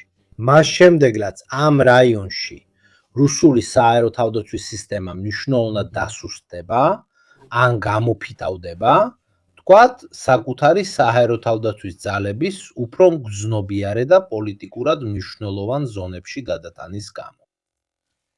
ბოლო ამბავი და შემდეგ გადავდივართ ფრონტის საკითხებზე. რამდენიმე საათის წინ უკრაინელებმა გაამხილეს ეს ახალი წყალქვეშა აპარატი Sea Trident-ად, ანუ ზღვის სამკბილად იწოდება და ფაქტობრივად ეს არის საკმაოდ კარგი წყალქვეშა დრონი დიდი ასაფეთქებელი პოტენციალით. თუ ეს კონტაქტში შევა მოჩვენებითი ფლოტის გემთან ან სამხედრო ხომალდთან, სამხედრო ხომალდი აფეთქდება. 1000 კილოგრამი ასაფეთქებელი ნივთიერება. ხერსონის ხიდსაც არ გაუმართლებს, თუ ასეთი ორნი მის ბუდჯეტს შეეჯახება. და თუ ასია, მალე საქმეში ვიხილავთ მათ. უფრო სწორად, როცა გვაჩვენებენ, ეს ნიშნავს, რომ უკვე მოქმედებენ. გმადლობთ, შემიძლია ზედაპირული დრონები ამ წყალქვეშა დრონებთან გავაერთიანო. ეს ფაქტობრივად პატარა წყალქვეშა ნავია. ის ცოტათი გავს ჩვენი მეორე მსოფლიო ომის დროინდელი მაიგლეს კონცეფციას. მაგრამ სრულიად ავტონომურია, შეუძლია 60 მეტრამდე ჩასვლა, ძალიან სწრაფი არ არის. მისი მაქსიმალური სიჩქარეა 10 კვანცი, ანუ დაახლოებით 18.5 კმ/სთ. ამიტომ სევასტოპოლში, ან მეორე მხარეს აზოვის ზღვაში, ან კიდევ შავი ზღვის სანაპიროზე მიაღწევდა მხოლოდ რამდენიმე საათის შემდეგ. თუმცა ის მიაღწევდა უმდასად 60 მეტრს. ამიტომ ძალიან რთულია მისი აღმოჩენა. რა თქმა უნდა, რუსებს აქვთ საკუთარი სონარის ბადეები და ასე შემდეგ, მაგრამ ეს მაინც ძალიან გემრიელი, ნამდვილი დელიკატესია. ჩვენი პარალელი დრო ვთქვათ. აუცილებლად მალე ვნახავთ, როგორ მუშაობს. ამიტომ, რომ დავასრულოთ ამბების, დებანკინგის და ასე შემდეგი ნაწილი, უეჩველად უკრაინელებმა უპასუხეს იმ თავდასხმას, რომელმაც ეკლესია და სტუდია დააზიანა მოსკოვში ნავთობგადამამუშავებელზე თავდასხმით. ეს ძალიან მნიშვნელოვანი ნავთობგადამამუშავებელია, რადგან ის აწარმოებდა მოსკოვში დამოყენებული ბენზინის მინიმუმ 40%-ს. მაგრამ საინტერესოა, რომ მათ მართლაც შეძლეს მისი დაზიანება. მიუხედავად იმისა, რომ მოსკოვის თავდაცვითი სისტემა გაძლიერდა და მას აქვს 3 კონცენტრიკული თავდაცვითი რგოლი, რომლებიც შენობების თავზეც კი არის დამონტაჟებული, ამ წეებით მაგრამ ეს პოლიტიკურ პრობლემას ხნის, რადგან მოსკოვს თავს ესხმიან, აუცილებლად კიდევ უფრო უნდა გააძლიერონ დაცვა. და თუ მათ მართლაც აქვს თავდაცვითი სისტემების დეფიციტი, მაშინ გარდაუვალია. და ესეთი ტიპის ევოლუცია, რომელი პოლიტიკური პრობლემა აქვს მოსკოვს, რომელიც თავდასხმის ქვეშაა, რომელს დაიცავ 2-დან თუ საკმარისი არ დაქვს. ეს არის სიტუაცია, რომელსაც უკრაინელები ქმნიან და რუსებს აუცილებლად მოუწევთ მისი მართვა. ეს უკვე ვნახეთ, იგივე დააკეთეს სანქტ-პეტერბურგშიც. ზუსტად მაშინ, როცა მიმდინარეობდა საერთაშორისო ფორუმი. თუმცა ეს ახლოს იყო რუსული საერთაშორისო ეკონომიკური ფორუმიდან 10 კილომეტრში. უკან ჩანს უკრაინული თავდასხმის შავი კვამრი. ესე რომ ეს სერიოზული ზიანია იმიჯისთვის. შენ გეკითხებიან, რომელი სარეცხის საშუალებაა საუკეთესო და თუ ხედავ, რომ სარეცხ საშუალებებს ეძებ, მე მაკეტებს ვეძებ, მაჩვენებ მაკეტებს. ამ ფაქტორებზე უკეთესად მოგვიანებით ვისაუბრებთ. ინტეგრირებით ყველაფერს, რაც მე ვთქვი წინა ლაივებში, ყველა წყაროსთან ერთად, ასევე იმ კვლევებსაც სპონტანამ ჩაატარა, ყველას ერთად შევკრებთ და კიდევ უფრო ფართო, უფრო დიდი და უფრო სრულყოფილი ხედვა გვექნება, ასე ვთქვათ, ამ საკითხზე. სევასტოპოლზე ბევრი თავდასხმა ხდება, ქალაქი კარგად არის დაცული, შედარებით უკეთესად ვიდრე დანარჩენი ყიდიმი, მაგრამ ცოტა ნაკლებად, მას შემდეგ რაც ფლოტის ძირითადი ნაწილი სევასტოპოლიდან გადაიყვანეს, მათ შეძლეს დაზოგვა, ურჩევნიათ ანტისაჰაერო სისტემები და სხვა მსგავსი გადაიტანონ როსტოვის მხარეს. ამიტომ სევასტოპოლი რუსებისთვის აღარ არის ესე აქტიურად დამოყენებული, რადგან ის ძალიან მოწყვლადი იყო. ამიტომ ის აღარ არის ასე მნიშვნელოვანი. მათ ურჩევნიათ გადაადგილდნენ ერთი ნაბიჯით უკან დაიხიონ და უფრო სიღრმეში დაიცვან თავი-თავი. რადგან უკრაინული დრონების სისტემებს მაინც აქვთ გარკვეული შეზღუდვები. გარდა ამისა, რაც უფრო იზრდება მანძილი, მით უფრო იზრდება შენი შესაძლებლობა შენიშნო თავდასხმა და ჩაერიო. მაგალითად, როდესაც ირანელები ისრაელზე დრონებს უშვებდნენ, მათ ჩამოსვლას 6 საათი სჭირდებოდა, ასე რომ პრაქტიკულად მთელი დრო იყო მათ ჩასაჭრელად, ხელახლა ჩასაჭრელად და ასე შემდეგ. ამიტომ, რაც უფრო იზრდება მანძილი, მით უფრო რთული ხდება.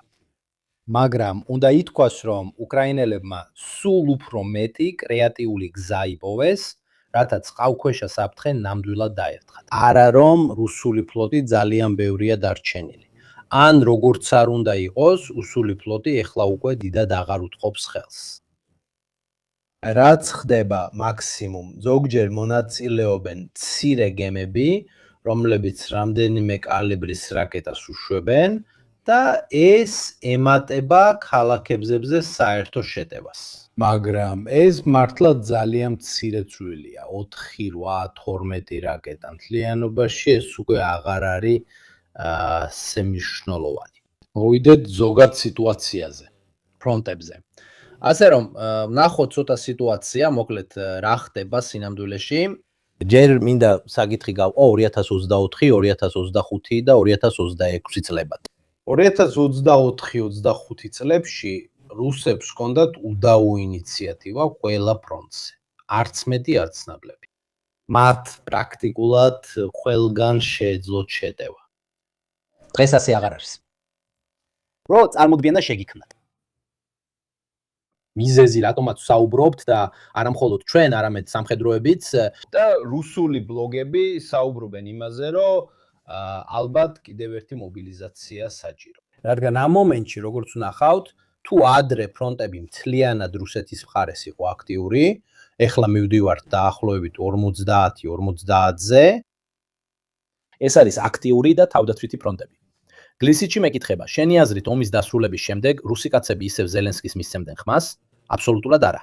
მას ხელახლა არ მისცემდნენ ხმას, თუ საერთოდ ხელახლა მოუწევდათ ხმის მიცემა. Stravincerebbe ძალიან დიდი უპირატესობით გაიმარჯვებდა ზალუჟნი, ბუდანოვი და ასე შემდეგ.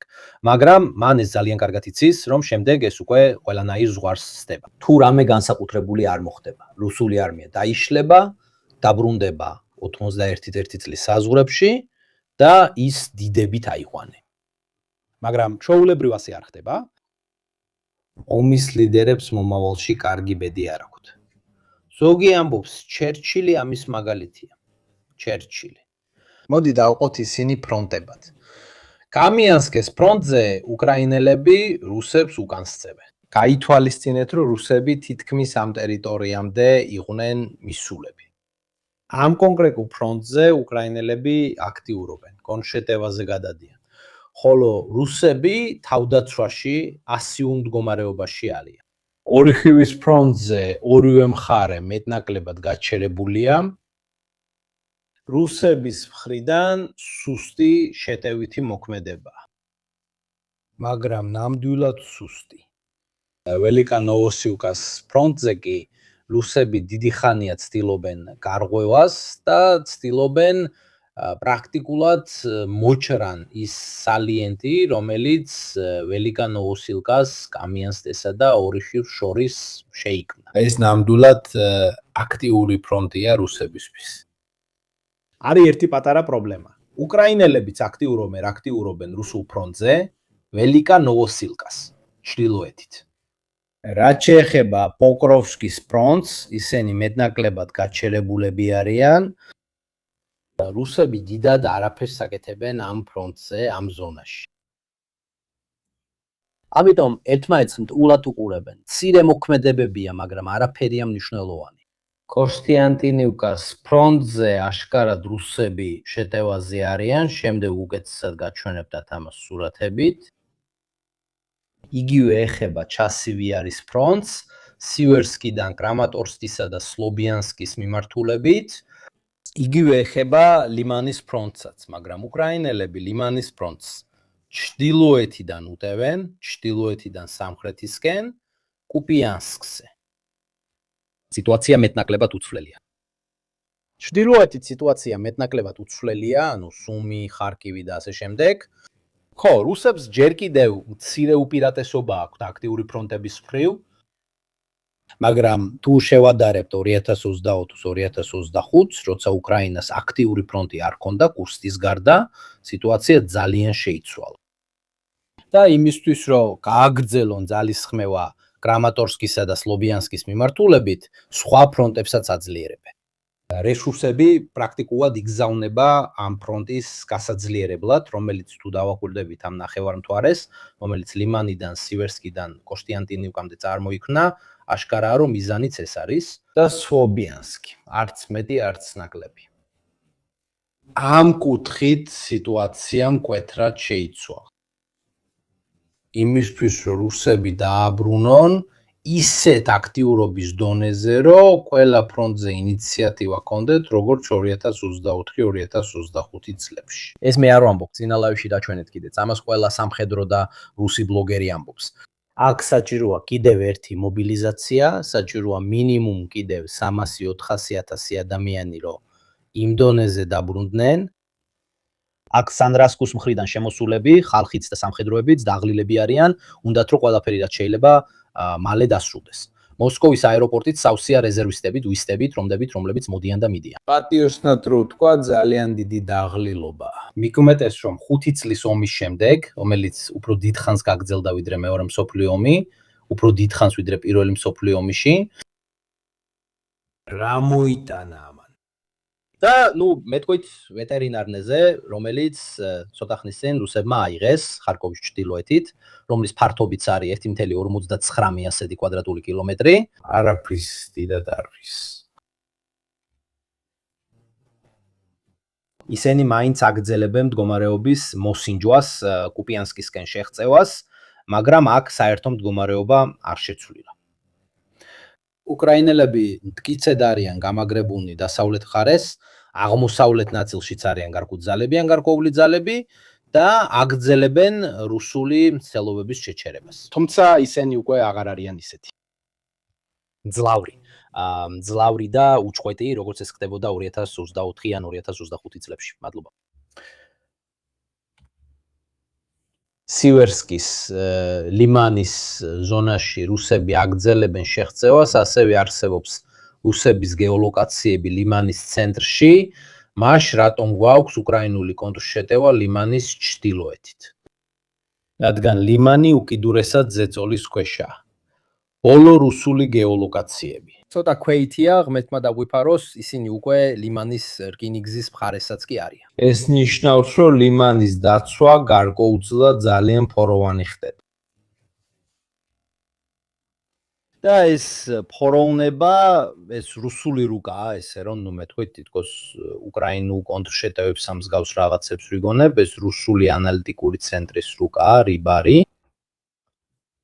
ეს თავად რიბარის რუკაა, რომელიც გვიჩვენებს უკრაინულ შეტევას ლიმანის ჩრდილოეთით, როგორც ხედავთ. ყველას მადლობა.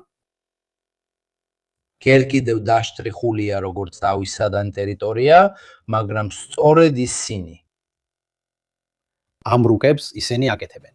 სინამდვილეში სიტუაცია ცოტა განსხვავებულია. თუ გულწრფელი უნდა ვიყო, უკრაინელებმა რეალურად აიღეს მხოლოდ ის ტერიტორიის ნახევარი, რაც აქ დაშტრიხულია.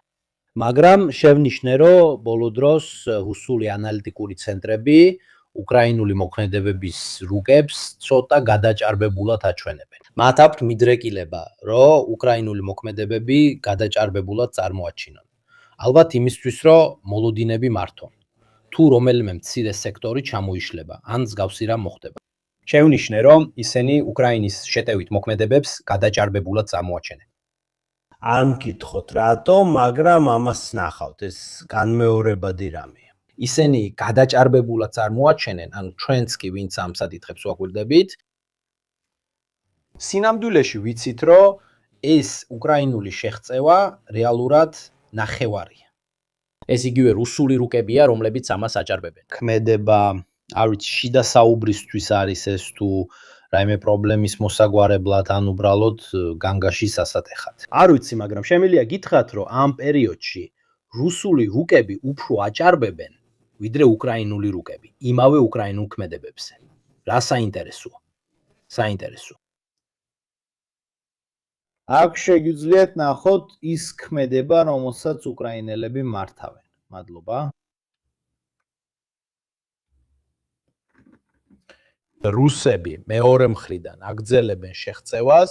სხვათა შორის, დიახ, ეს არის ერთგვარი წინასწარი განგაში, ან პრობლემის მართვა, რომელიც ხდება. როდესაც რუსები ლიმანში იჭრებიან, მათ გვერდებიდან ესხმიან თავს. სინამდვილეში იქ არის აზოვი, თუ ვინმე საინტერესებს ვინ არის აზოვი, იქ არის აზოვის არმიის კორპუსი. დასათვალისწინებელია, რომ ამ დროს, რა თქმა უნდა, ისინი ქვემოდანაც მოდიან, რომ სცადონ, ესე ვთქვათ, ეს დიდი თითი მოაცილონ. ეს დიდი რუსული თითი, რომელიც ჩრდილოეთით, იმანის ჩრდილოეთით შეიჯრა. გასათვალისწინებელია, რომ იმანი ჩრდილოეთით ამ თავდასხმას როცა განიცდიან. ეხლა რუსები მაინც აგრძელებენ სამხრეთ ნაწილში ქალაქის აღების მცდელობას, თანაც იმაზე ლოცულობენ, რაც ჩრდილოეთით ხდება. ეს რუსული რუკაა, ცოტა გადაჭარბებულია, რადგან რუკაზე უკვე ფაქტობრივად იმანში არიან ნაჩვენები და თითქოს რამდენიმე რაიონი აქვს აღებული. რეალურად ჩვენ არ გვაქვს გეოლოკაცია, რომელიც დაადასტურებს იმანის რაიონის აღებას. რუსული მხრიდან კი არსებობს გეოლოკაციები რამდენიმე რუსი ქვეითის, როგორც ვამბობდით, ბევრად იმ სექტორებს მიღმა, სადაც დაახლოებით ვიცით, რომ რუსები არიან. აქ უკვე რკინიგზაზე ვსაუბრობთ. ესე იგი, მათი შეღწევები. ისინი ქმნიან დაახლოებით იმავე სიტუაციას ლიმანში, რაც ხდება კოსტიანტინიუკაში. დიდი ალბათობით ლიმანის მდგომარეობა უფრო ტრაგიკულია, ვიდრე ამას უკრაინული რუკები გვიჩვენებს. რადგან უკრაინის შეტევაში აზოვი და მათი არმიის კორპუსი, როგორც ელიტის ელიტა, გამოიყენება მაშინ, როცა უკვე უკიდურესად მძიმე მდგომარეობის გამოსწორებაა საჭირო. და ის ფაქტი, რომ არსებობს რუსი ქვეითების დეოლოკაციები, ასე ლიმანის შიგნით, თითქმის ლიმანის ზურგს უკან, მაფიქრებინებს, რომ ყველაფერს არ გვიყვებიან. რაც შეეხება ლიმანს, ფიქრობ რუსები უკვე გამაგრებულები არიან, სულ მცირე გარეუბნებში და რომ ისინი ზუსტად იმავეს აკეთებენ, რასაც კოსტიანტინიუკასთან აკეთებენ. ცდილობენ ლიმანი ორივე მხრიდან აიღო. მაშ, შეტევა, უკრაინული კონტრშეტევა საჭიროა იმისთვის, რომ მდგომარეობა ოდნავ გააუმჯობესონ, თუ ყურადღება გადაიტანონ. რუსული რეზერვები, როგორც ჩანს, ამ მომენტში რუსებს უფრო აინტერესებთ რეზერვების შეყვანა ლიმანის ასაღებად, ვიდრე მდგომარეობის გამყარება, ცოტა უფრო ჩრდილოეთით. როგორც ნახეთ, ტერიტორიის საკითხზე მათთვის ნამდვილად უფრო მნიშვნელოვანია ლიმანის აღება, როგორც ლოგისტიკური ბაზა, რათა შემდეგ სლოვიანსკს მიუახლოვდნენ. ჩრდილოეთიდან წარმოიდგინეთ, რომ ლიმანი აქ ზემოთაა, ცოტათი უფრო ჩრდილოეთით, ასე რომ ისინი მას ანიჭებენ უპირატესობას ვიდრე იმ ტერიტორიას, რომელიც ჩრდილოეთით აიღეს. და გაითვალისწინეთ, რომ შეტევითი მოქმედებებით, რომელსაც რუსები სივერსტიდან და ჩასივიარიდან ახორციელებენ, ორ ძირითად მიზანს ემსახურება. ერთი მიზანია ნელ-ნელა მიუახლოვდნენ მიკოლაივკას, სადაც ამაღლებული რელიეფია და იქიდან რუსებს შეიძლება დრონების გამოყენება მთელ ამ ტერიტორიას. სინამდვილეში, როგორც ამას უკრაინული წყაროებიც ადასტურებენ, უკვე კრამატორსკის გზა რუსული დრონების სამიზნეშია. ეს მე არ ვამბობ, ამას თავად გაჩვენებთ უკრაინულ სტატიას. ეს კი აჩვენებს, ამდენად გაიზარდა საბრძოლო ზონა. უკვე კრამატორსკი და სლოვიანსკიც, რომლებიც ტექნიკურად ფრონტისპირა ქალაქებია. რუსული დრონები მოდიან და გზებზე მანქანებს უთხრამენ. მოდი გადავიდეთ კოსტიანტინოვკას მდგომარეობაზე, რომელიც ყველაზე მეტად განიხილება. მაშ ერთი მხრივ რუსებს ძალების ეკონომია უწევთ, რათა შეინარჩუნონ ის ფრონტები, რომლებიც მათთვის ნამდვილად მნიშვნელოვანია, ვფიქრობ პოლიტიკურ დონეზეც. და მეორე მხრივ უკრაინელები ყველანაირი ძალისხმევით, ფრჩხილებითა და კბილებით ცდილობენ შეინარჩუნონ კოსტიანტინოვკა და ლიმანი. რადგან თუ ორივე დაეცემა, შემდეგ გარდაუვალია, რომ შემდეგი ბრძოლა უკვე პირდაპირ კრამატორსკისა და სლოვიანსკის სიახლოვეს დაიწყება. ჯერა რომ რუსებისთვის ეს საკითხი ფუნდამენტური. რადგან, რა თქმა უნდა, დონბასის აღება მაინც იქნებოდა პირველი ჭრილი გამარჯვებისა, რაც მათ ამ ომიდან გამოსვლის ბარაც მისცემდა. თქვა რომ ჩვენ ავირეთ დონბასი, გავათავისუფლეთ ის ერთ-ერთი მიზანი იყო და ასე შემდეგ. წინამდვილეში ვინმე იკითხავდა, მაშინ რატო აჭერდით ზაპორიჟიას მიმართულებით? რატო აჭერდით სუმის მიმართულებით? რატო გინდოდათ კუპიანსკის აღება და ასე შემდეგ. კი, აშკარაა, რომ ეს მიზნების გადახედვაა არსებული რესურსების მიხედვით, უბრალოდ აღარ აქვთ იგივე შესაძლებლობები. დიახ, ისინი ამცირებენ მასშტაბებს, ადაპტირდებიან მინიმალურ მიზანზე, რაც უკვე სხვა მიზანია. თუ 2024-2025 წლებში მიზანი იყო ყველა ფრონტზე ზეწოლით უკრაინელების ჩამოშლა და ისინი ახლოს მივიდნენ ამ მიზანთან, რადგან თუ გახსოვთ, მათ გადალახეს უკრაინის ბოლო თავდაცვითი ხაზები. ისი ახლოს მივიდნენ, რომ აზოვის მასშტაბებამდე მივიდნენ. ასე რომ ეს პრობლემა იყო თუ არა, პრობლემა, არა პრობლემა. საუკეთესო დანაყოფები დასასრულს საუბრობთ გასული წლის ზაფხულზე. ეხლა რუსებმა გააცნობიერეს, რომ ასეთი ზეწოლის ტემპი და ასეთი ხარჯი 2024-2025 წლებში არ არის მდგრადი. ამიტომ ისინი არსებული რესურსებით ამ მიზნებს ანიჭებენ პრიორიტეტს. აქ მეორე საკითხია, რას აკეთებენ უკრაინელები? უკრაინელები ცდილობენ შეაფერხონ რუსების წინსვლა დონბასში. კერძოდ კი კრამატორსკისა და სლოვიანსკის მიმართულებით. მაგრამ ისინი ამავდროულად ცდილობენ გამოიყენონ ის ფაქტი, რომ რუსები ერთი მიმართულებიდან რესურსებს იღებენ და მეორეში აგზავნიან, რათა შექმნა შეტევები და შესაძლოა გარკვეული შეზღუდული ოპერაციებიც იქ, სადაც რუსები რესურსებს იღებენ. აუცილებლად დაარტყამენ ყველაზე სუსტ წერტილებს. ეს ორივე მხარეს მუშაობს. სრულად აღიხსნით, თუ უკრაინელები თავს ესხმიან და ასუსტებენ იმავე ზონებს, საიდანაც რუსები იღებენ რესურსებს, ან არ ამარაგებენ, რადგან სხვა ზონების მომარაგება უწევთ, იქნება ან კონტრშეტევის და ტერიტორიის დაბრუნების შესაძლებლობა, ან ისეთი მდგომარეობა, რომ რუსებმა უნდა გადაიტანონ რესურსები იმ ადგილებიდან, სადაც ისინი უტევენ, რათა გააძლიერონ დაცვა იქ, სადაც თავდაცვაში არიან. თუ ეს საკმარისი არ არის, მაშინ ორივე გზა დამოიყენებენ. უკრაინელებისთვის ეს ასე მუშაობს. თუ რუსები ასუსტებენ ამ ზონას, უკრაინელებსაც შეუძლიათ ისარგებლონ ამით და პოზიციები დაიბრუნონ. თუ არა, თუ რესურსებს თავარ ძალისხმევას აშორებენ, ესეც ძალიან კარგია, იგივეა. უკრაინელებისთვის ეს ნიშნავს, რომ მათ უკეთ შეძლებენ დაიცვან კოსტიანტინოვკა, ლიმანი, სივერი, ტრამატოვი, სლოვიანსკი, დრუჟივკა და ყველა სხვა ადგილი. მაშ როგორ უყურებთ ასეთ სტრატეგიას, პასიურს, აქტიურს, რომელიც სიტუაციის მიხედვით ერგება? ჩემს აზრით ეს შესაფერისია უკრაინელებისთვის. ისინი მათ ადგილზე აკავებენ და სარგებლობენ ამით. აფასებენ, არის თუ არა შესაძლებლობა. ამასთან, რუსული შეღწევების ამჟამინდელი ტემპით, კოსტიანტინივკის რაიონში დიდი ალბათობით კოსტიანტინივკა ან დაეცემა, ან თითქმის მთლიანად რუსების ხელში იქნება ამ ზაფხულს. ამჟამინდელი ტემპით ჩვენ დაახლოებით იმავე ეტაპზე ვართ, როგორც პოკროვსკში. რუსული შეღწევები ბევრად მეტია, ვიდრე შემდეგ, ასე ვთქვათ, აღწერენ. პლეიფრაუმი გადმოგცა ეს ანგარიში, უკრაინული ესე რომ არა და ასე შემდეგ. ამიტომ გიყვებით მათით. მოწმობები. ვინც ამბობს, რომ ანდრეევში, კოსტიანტინივკაში მიმდინარეობს 2026 წლის ზაფხულის კამპანიის მთავარი ბრძოლა, მომდევნო კვირები შესაძლოა გადამწყვეტი იყოს ამ საკვანძო ქალაქისთვის დონეცკის რეგიონში. რუსები იმდენად გავრცელდნენ ქალაქში, რომ მათი იქიდან გამოყვანა შეიძლება ძალიან რთული ამოცანა იყოს. უკრაინის შეიარაღებულ ძალებს კოსტიანტინივკის დაკარგვის რისკი აქვთ. ვიმეორებ, ეს ინტერვიუებია იმ მეთაურებთან, რომლებიც ამ მიმართულებას იცავენ. მათგან უმეტესობა დათანხმდა ქალაქის მდგომარეობაზე საუბარს. ანონიმურობის პირობით, ამიტომ ისინი საკმაოდ გულახდილად საუბრობენ. ისინი ამბობენ, რომ მტერი დაფარული, თქვათ, ხეების მწვანე ხაზებით, რადგან მინდვრები ყოველთვის ამ ხაზებით იყოფა, სადაც შეგიძლია მინდვრის დაყოფა გამოიყენო. ისინი შეიჭრნენ შიგნით ქვეითებით, პირველად მტერი ქალაქში ოქტომბერში 2025 წელს დაფიქსირდა. და უკვე ეს არის უზარმაზარი შეღწევა, რაც უკვე მოხდა 2026 წლის გაზაფხულზე, მტერი შენიღბული მწვანედ და იწყებს პირდაპირ ქალაქში შეღწევას.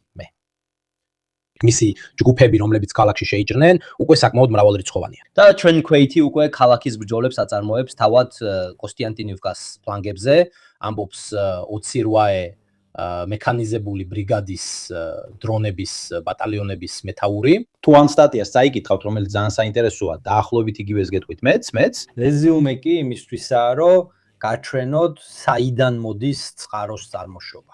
ყველა უკრაინელი მეთაური ასე თუ ისე პესიმისტურადაა განწყობილი. ისინი აშკარად ამბობენ, რომ თუ უკვე 250-300 რუსი ქვეითი შიგნითაა, მათი უკან გაბრუნების შანსი ძალიან დაბალია. მათ რიცხობრივად აჭარბებენ.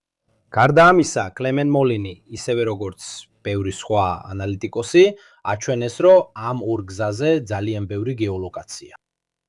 კოსტიანტინივკას უკან პრაქტიკულად სატრანსპორტო საშუალებების სასაფლაოა. იგივე გვიდასტურებს ეს მრავალპირიანი ინტერვიუ უკრაინელი მეთაურებთან კოსტიანტინივკას სექტორში, სადაც ამბობენ, დიახ, ჯერ კიდევ რაღაცის მიტანა ლოგისტიკურად შეგვიძლია, ფეხით ან დრონებით, მაგრამ იქ სატრანსპორტო საშუალებით წასვლა წარმოუდგენელია. გზა პრაქტიკულად რუსული დრონების სამიზნეა. მუდმივად იქ სატრანსპორტო საშუალებების სასაფლაოა. წინა პირდაპირ ეთერებში სატელიტური სურათები დაჩვენეთ, ეს გზები მთლიანად განადგურებული სატრანსპორტო საშუალებებითაა მოფენილი. ამიტომ ისინი ამბობენ, რომ ჯერ კიდევ ახერხებთ ჩვენი ჯარების მომარაგებას კოსტიანტინივკაში, მაგრამ სულ უფრო შეზღუდულად. ამიტომ თუ რუსი ქვეითების რაოდენობა ქალაქში გაიზრდება და გამყარდება, ჩვენი შანსები მათი უკან გაგზავნისთვის უკიდურესად მცირეა. უბრალოდ ვეცდებით შევაჩეროთ ისინი და მოვიგოთ დრო რისთვის. იმისთვის, რომ გავაგრძელოთ უკანა ტერიტორიების გამაგრება, ყველა ეს ხაზი, რომელსაც ისინი ქმნიან და აქ შეგვიძლია ვნახოთ, როგორი იქნება რუსების წინსვლა. კოსტიანტინივკას აღება არ წარმოადგენს აფეთქების რისკს. აფეთქებას. კოსტიანტინივკა არ არის პლაცდარმის შეტევისთვის. ეს უჩვეულოა. დიახ, არსებობს ვიდეოებიც, რომლებიც დოკუმენტირებულია Kyiv Independent-ის მიერ და ასე შემდეგ. რაც შეეხება მომავალ გზას, ეს არის პლაცდარმი. კოსტიანტინივკა, ანუ კონსტანტინიკა, პრაქტიკულად ორ ნაწილადაა გაყოფილი მდინარით. ამიტომ იქ უფრო ადვილია უკრაინელებისთვის. პლაცდარმი, ცოტა შეღწევის პლაცდარმები თავდება ზუსტად იქ, სადაც ამ მდინარის ტოტებია. ამიტომ რეალურად ის ტერიტორია, რომელსაც უკრაინელები უკეთ იცავენ, არის ეს შეკავების ზონა, აქ, ეს ადგილი. სხვა ზონებში შეღწევა ბევრად უფრო ადვილია. რუსები გადიან ილინივკაზე, ბერესტოვეზე, გადიან ჩრდილოეთიდან. აუცილებელია, რომ ნელ-ნელა რგოლები დაიხურება და ასე თუ ისე ქალაქი განწირულია. ამას მეთაურებიც ამბობენ. ეს საკითხია როგორ და როდის. და სწორედ ეს როგორ და როდის უკრაინელებისთვის მნიშვნელოვანია, რადგან ეს როგორ და როდის თუ ქალაქი ზაფხულის ბოლოს დაეცემა, რუსები წვიმების სეზონს და შემდეგ ზამთარს შეხვდებიან. ეს მათ ბევრ დროს მისცემდა, რომ ზუგში მდგომარეობა გაემყარებინათ. მეორეს მხრივ, ზუგში მდგომარეობა საინტერესოა, რადგან თუ რუკაზე შევხედავთ, კოსტიანტინივკას მდგომარეობა სინამდვილეში ხეობაშია. ჰელიეს ტერიტორია აქვს დაბალია. ამიტომ რუსები, რომლებიც კოსტიანტინივკაში შევლენ, გზაზე მაღლა ვერ ავლენ. დიდი ალბათობით ისინი ეცდებიან გამოიყენონ ჩასივი არის ჩრდილოეთით მდებარე ფრონტი, გააერთიანონ ეს ორი ფრონტი, ან ვისრაც იყო სივერსკოს სამხრეთით ბახმუტის წინ, გაითვალისწინეთ, რომ ბახმუტი აქ არის და ეცადონ ამ ტერიტორიის კონტროლი აიღონ აქ. ეს ტერიტორია არის ბორცვიანი ზონა, რომელიც ფაქტობრივად ოქსეო-დრუჟიუკას უკან მდებარეობს. თუ ამ ბორცვიან ზონას აიღებ, აკონტროლებ გზასაც, ორ გზას, რომლებიც ოქსეო-დრუჟიუკასა და დრუჟიუკას კრამატორსკთან, კრამატორსკ-სლოვიანსკთან აკავშირებს. და აქედან რუსი დრონისტები ფაქტობრივად შეძლებდნენ ოპერირებას კრასივკას მიმართულებით დაახლოებით თელ ამ ტერიტორიაზე. ამიტომ დიდი ალბათობით ისინი ეცდებიან ამ ბორცვებზე, ამ სიმაღლეებზე გამაგრებას, ოქსეოსა და დრუჟიუკას მოწყვეტას.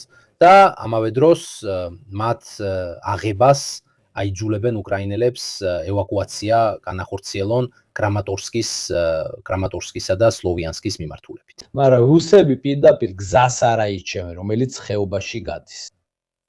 ისინი ეცდებიან ბორცვების დაკავებას. ასე. ამიტომ ვფიქრობ, რომ ისინი შეეცდებიან გადაკეტონ გზა ოქსეოსა და დრუჟიუკას ზემოთ, დრუჟიუკა მივიდნენ სამხრეთიდან, როგორც კი აიძულებენ უკრაინელებს უკან დახევას. ამიტომ ნამდვილი ბრძოლა კრამატორსკისა და სლოვიანსკისთვის ფაქტობრივად ამ ტერიტორიაზე გაიმართება. უკრაინელები ცდილობენ შეინარჩუნონ მიკოლაივკა, რადგან იქ სიმაღლეებია, ასე რომ საბოლოოდ დიდი ალბათობით ეს იქნება ფრონტი. ლიმანის აღების შემდეგ რუსები შეეცდებიან მეორე მხრიდანაც მივიდნენ. ეს არის საბოლოო ბრძოლა. ამჟამინდელი სიჩქარის დონეზე გაითვალისწინეთ, რომ შეუძლებელია მოვლენების შეფასება იმ ვარაუდით, რომ ყველაფერი სტაბილურად დარჩება. რეალურად თუ ხვალ პუტინი გაიღუძებს რამდენიმე ასეული მეტრი, ვიღაც კაიო. 200, 220, 240 ეს არის სიმაღლის სხვაობა იმ ზონაში. ფიქრობ არაუმეტეს 260-ისა რო წარმოდგენა შეგექმნათ. მაგრამ დრონების გარემოში სწორედ ეს 200 მეტრი ძალიან მნიშვნელოვანია დრონთან კომუნიკაციისთვის.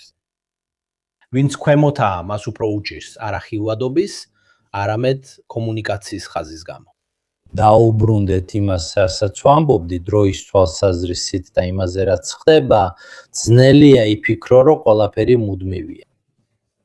როგორც ვამბობდი, თუ ხვალ 500,000 კაც მობილიზებენ და ისევ ყველა ფრონტზე გააქტიურდებიან, მოვლენები შეიძლება დაჩქარდეს, მაგრამ დაუშვათ, რომ ყველაფერი ამჟამინდელ დონეზე დარჩება. რუსებისთვის ყველაზე ოპტიმისტური დროიდი გრაფიკი არის კოსტიანტინივკას აღება ზაფხულის განმავლობაში. შემოდგომა, ზამთარი, ბორცვები კრამატორსკისა და სლოვიანსკის ასაღებად, საუბრობთ 2027 წლის ბოლოს, ამჟამინდელი მდგომარეობით და სლოვიანსკი 2027 წელი. ტოპ. ამიტომ თუ ყველაფერი სტაბილურად დარჩება, თუმცა ასე არ არის, არც უკრაინული და არც რუსული მხრიდან, მაგრამ დაუშვათ, რომ ყველაფერი სტაბილურად დარჩება, ძალების შეღწევადობისა და სიჩქარის მხრივ მეტნაკლებად, განსაკუთრებით ურბანულ გარემოში ეს მდგომარეობა შენარჩუნდება და შევნიშნეთ, რომ თუ ამ ომში რაიმე მუდმივია, ეს არის ის, რომ როდესაც ურბანული სექტორი დაცულია, ქალაქის, იმენ პატარა ქალაქის 60-70,000-იანი მოსახლეობით დასაკავებლად საჭიროა 1 წელზე მეტი. ეს ეხება ბახმუტს, კოსტიანტინივკას, პოკროვსკს, მირნოგრადს, სივერსკს, უფრო სწორად, სივერსკი იდეალურად ფრონტზეა იმ დროიდანვე. ამიტომ ნამდვილად, როცა ურბანულ გარემოში შედიხარ, სადაც რიცხვებს ნაკლები მნიშვნელობა აქვს, განსაკუთრებით საწმის ეტაპებზე, დრო ძალიან იწელება. იმიტომ რომ აღარ გაქვს ის უპირატესობა დრონების, артиლერიის, ჩავშან ტექნიკის მხრივ, მიუხედავად იმისა, რომ ისინი ძალიან იშვიათად გამოიყენება. ამიტომ საკითხი ძალიან იწელება. და კრამატორსკი და სლოვიანსკი, როცა წარმოდგენა შეგიქმნათ, ეს ორი ქალაქი ერთად დაახლოებით 6-7 ჯერ აღემატება პოკროვსკს ან კოსტიანტინივკას. ამიტომ კრამატორსკისა და სლოვიანსკისთვის ქალაქში ბრძოლა პატარა სტალინგრადია. მადლობა. ეს ნიშნავს, რომ რუსებმა იქ მისასვლელად 4 ფრონტი უნდა გააერთიანონ. კოსტიანტინოვკის, სივერსკის, ჩასივიარის და ლიმანის. გარდა ამისა, ფრონტი შეიგუმშებოდა, უფრო პატარა გახდებოდა. როცა ფრონტი დანაწევრებულია, მის დასაფარად საჭირო დანაყოფების რაოდენობა უფრო მეტია, ეს დაახლოებით ისეა, როგორც თოქს რო აიღებ, ხო? თუ 10 სანტიმეტრიან თოქს აიღებ და სწორად გიჭირავს, ეს ერთი რამეა. მაგრამ თუ უნდა დაიწყო მისი მოღუნვა, ბევრად მეტი დაგჭირდება. ამიტომ უკრაინული დანაყოფების რაოდენობაც, რომლებიც ახლა მთელ ამ ზონაზე გაფანტულად ხედავთ, აქ იქნებოდა კონცენტრირებული. ეს ნიშნავს უკიდურესად სისხლიან ურბანულ ბრძოლას ორივესთვის.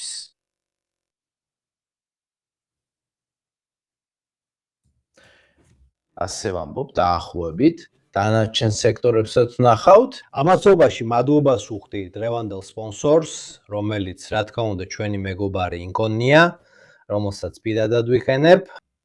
ამიტომ დაიმახსოვრეთ, რომ პარაბელუმის ბულით გაქვთ საზოგადოებისთვის განკუთვნილი შეთავაზება. და ამასთან ერთად თქვენ ასევე უჭერთ მხარს არხს და ჩვენს საქმიანობას, რაც საშუალებას გვაძლევს ვიდეოების გაკეთებას, თუნდაც მაშინ როცა ნახვებზე ნაკლებად ვფიქრობთ და შეგვიძლია ნაკლებად პოპულარული თემებიც ავიღოთ, როგორც ხშირად ვაკეთებთ. ამიტომ ვარაუდობ, რომ თქვენც, როგორც მე, ყოველდღე იღებთ სპამის წერილებს სერვისებისგან, რომლებსაც ვერც კი იხსენებთ. ან ძალიან მოსაწყენ რობოტულ ზარებს, რომლებიც გთავაზობენ ტარიფებს, შეთავაზებებს და მსგავს რაღაცებს.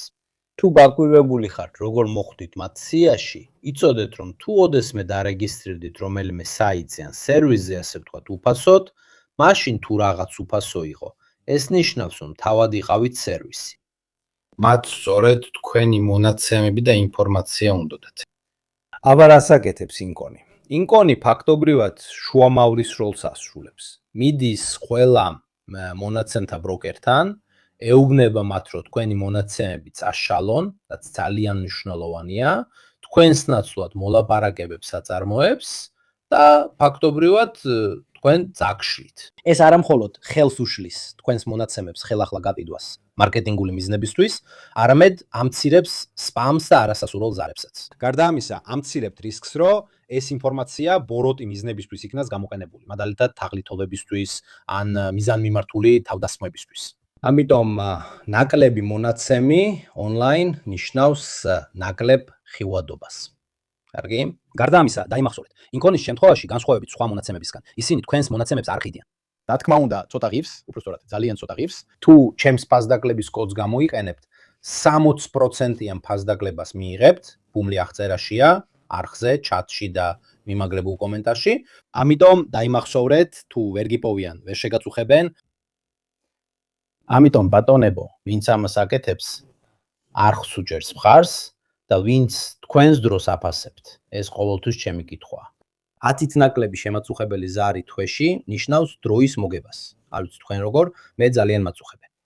ასე რომ, გადავიდეთ დანარჩენ სიტუაციებზე. დანარჩენი სიტუაციები ძალიან საინტერესოა.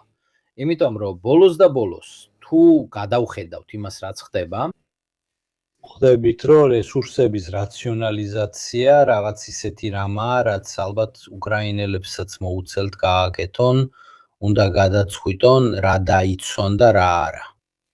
ასე რომ, ხედავთ სივერსკის სექტორს, კოსტიანტინივკის სექტორს, ეს არის სექტორი კოსტიანტინივკის მარცხნივ, რომელიც რადამთხევა ისევ გააქტიურდა, ადრესატ ჩუმი იყო, ეხლა კი ისევ გააქტიურდა.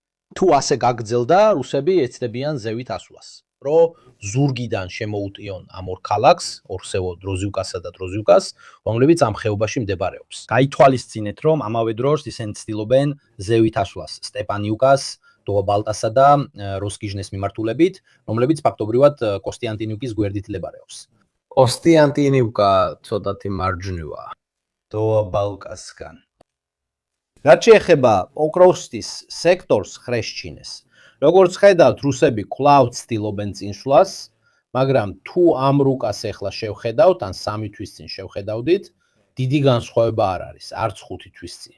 მას შემდეგ რაც ხეშჩინი აიღეს, მით უმეტეს რომ ამ რაიონში ბევრი უკრაინული დანაყოფია, უსუმა დანაყოფებმა აღარ განახორციელეს დიდი შეტევა. როგორც ხედავთ, ცვლილებები მართლაც მინიმალურია ერთი დრიდან მეორეზე. ეს არის სექტორი უფრო სამხრეთით, სადაც უკრაინელები უტევენ რუსული შეტევის ფლანგს, რომელიც ულიაიპოლედან ზაპორიჟიის ოლქისკენ, ორეხივისკენ მიდის. როგორც ხედავთ, აქ უკრაინელებმა ერთ ზონაში 16 კვადრატული კილომეტრი დაიბრუნეს, სხვა ზონაში კიდევ 7-8 და ბოლო დროს რუსებმა აქ ბევრი დანაყოფი დააკონცენტრიეს. საუბრობთ ველიკანოუსილკის ჩრდილოეთზე, სავარაუდოდ, იმისთვის რომ თავადაც შეეცადონ ამ მოქმედების შეჩერებას. უკრაინელები, რომლებიც პირველად მას შემდეგ რაც რუსებმა ველიკანოუსილკა აიღეს, თითქმის მიუახლოვდნენ ამ უკრაინული თავდაცვითი სისტემების დაბრუნებას, რომლებიც ველიკანოუსილკის ჩრდილოეთით იყო განლაგებული. ეს არის შეღწევა შედარებით შეზღუდული კონტრშეტევების სერია, არა განსაკუთრებით ძლიერი, მაგრამ ისინი იზრდება, განსაკუთრებით იმიტომ რომ ამ სექტორში რუსებმა გადაწყვიტეს ძალების დაგროვება ველიკანოუსილკის ჩრდილოეთით და გადაწყვიტეს სხვა ძალების გადაყვანა უსპენივკის გარშემოში. რატომ? ალბათ ისინი შეეცდებიან კონტრშეტევა განახორციელონ ორივე მხრიდან, როგორც ჩრდილოეთით მყოფი ძალებით, ასევე უსპენივკაში მყოფი ძალებით. რადგან თუ უკრაინელები უსპენივკას ზურგიდან მიუახლოვდებიან, ფაქტობრივად ისინი აჭრიან რუსულ ლოგისტიკას, რომელიც ცდილობდა კულიაიპოლედან ტერნუატესკენ წასვლას და ყველაფერი დანარჩენი. როგორც ხედავთ, აქ არის ქმედებები და საპასუხო ქმედებები, რაც ძალიან განსხვავდება 2024-25 წლებისგან, როცა უკრაინელები ყველგან აბსოლუტურად თავდაცვაში იყვნენ. ახლა კი უფრო მეტად გვაქვს ქანქარის ეფექტი. საინტერესოა, რომ რუსული რუკებიც კი, მაგალითად ეს რიბარის რუკა, აჩვენებს უკრაინელებს საკმაოდ ღრმად ნოვომიხაილივკას მხარეს, რომ წარმოდგენა შეგექმნათ, ასე რომ მათაც ადასტურებენ მეორე მხრიდან, რომ ეს უკრაინული შეტევითი მოქმედებები საკმაოდ ძლიერად ახდენს ზეჭოლას.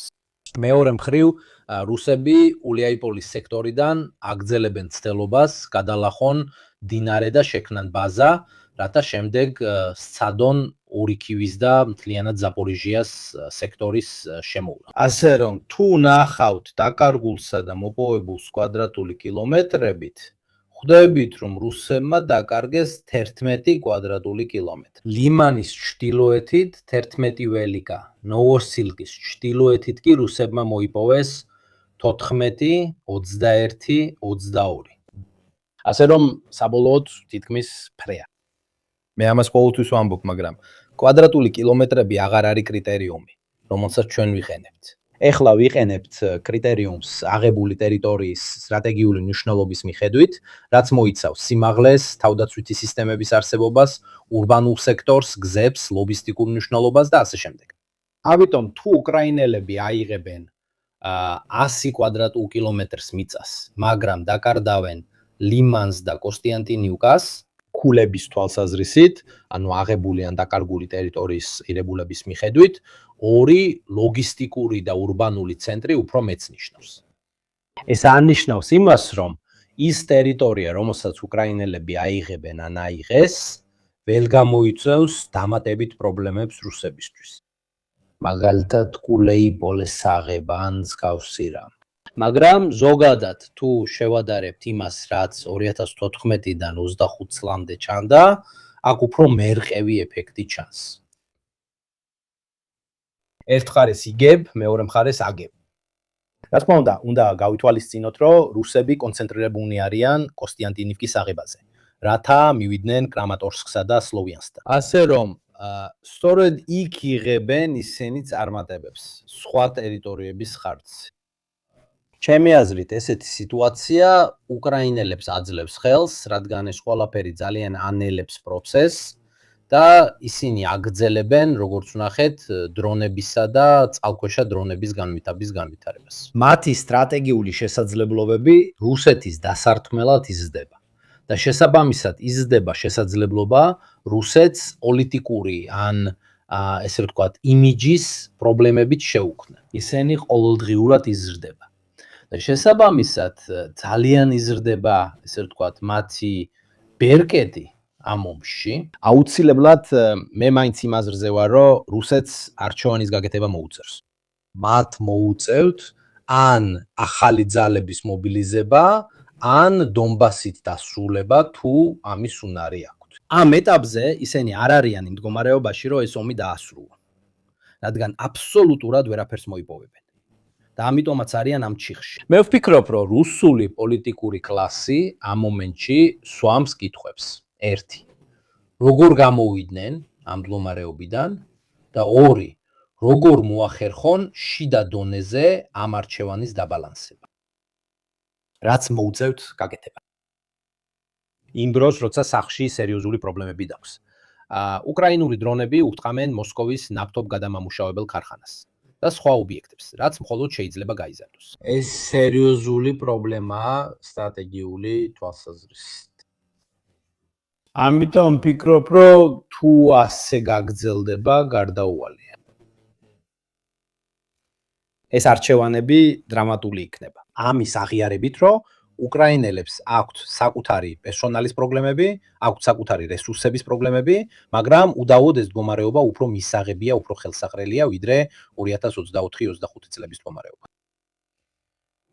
ამიტომ ასევე უნდა იყოს გზა, რომ სახე შეინარჩუნონ და ეს არის ის გამოსავალი, რომელიც რუსმა ხელმძღვანელებმა ქუდიდან უნდა ამოიღონ. მერე ყოველთვის არის აღმოსავლეთის გედი, როგორც ვთქვი, პუტინი იღვიძებს ინტერნეტის ცენზურის შემდეგ, აგზავნის კიდე 9 მილიონს და მაშინ კი ნამდვილად ექნებათ პრობლემები უკრაინელებს. რადგან მე პირდაპირ ვამბობ, თუ პუტინი კიდე 500,000 რუსს აიყვანს და მათ შეტევაზე გაგზავნის, როგორც 2024-25 წლებში და 2027-28 წლებშიც კიდევ 9 მილიონ ჯარისკაც შეტევაზე გაუშვებს, უკრაინელებს ძალიან გაუჭირდებათ კიდევ ერთხელ გადარჩენა. ბოლო ჯერზე ძლივობით გადარჩენა. და უკიდურესად ცივი ზამთარი, Starlink-ის მოხსნა, ინტერნეტის შიდა გათიშვა, ეს ყველაფერი ნამდვილად დაეხმარა რუსეთს. მაგრამ 2 წელი ისეთი შეტევით, როგორიც იყო 2024-25 წლებში, უკრაინას კრიზისში ჩააგდებს, თუ უკრაინამ თავის მხრივ მასობრივი მობილიზაცია არ ჩაატაროს. ამას კი ყოველთვის ცდილობდნენ აეცილებინათ, როგორც ხედავთ, ყოველი სვლა საპასუხო სვლას იწვევს. თუ იგივე არჩევანს და იგივე მართვას ვივარაუდეთ 2027-28 წლებში, 2 წლის შეტევას უკრაინა ვერ გაუმკლავდება. მართვადია ეს დანაკარგების, ომის ხანძლივობისა და რუსეთის პოლიტიკური გადაწყვეტილებების თვალსაზრისით. გონია, რომ ეს არის კითხვა, რომელსაც რუსი ხელმძღვანელები უსვამენ საკუთარ თავს. შეუძლიათ თუ არა, მათ კიდევ ერთხელ აიტანონ 2024-25-ის მსგავსი ვითარება. გმადლობ ყველას, მადლობა რომ მიყევით ჩემს გადაცემას, ყველა წყაროს აღწერაში ნახავთ. შევხვდებით პარასკევს, რათა ჩავატაროთ ძალიან კონკრეტული ანალიზი კორიდორის სათითხზეზე, რუსული საერო თავდაცვის სისტემებზე, დრონების გამოყენებაზე, აგრეთვე უკრაინული თავდაცვის სისტემებზე. პატარა სპოილერი, ბოლო რუსული სარაკეტო თავდასხმისას, როდესაც რუსებმა 69 რაკეტა ძირითად ბალისტიკური გაუშვეს, მხოლოდ 7 იქნა უკრაინელების მიერ ჩამოგდებული. ეს ნიშნავს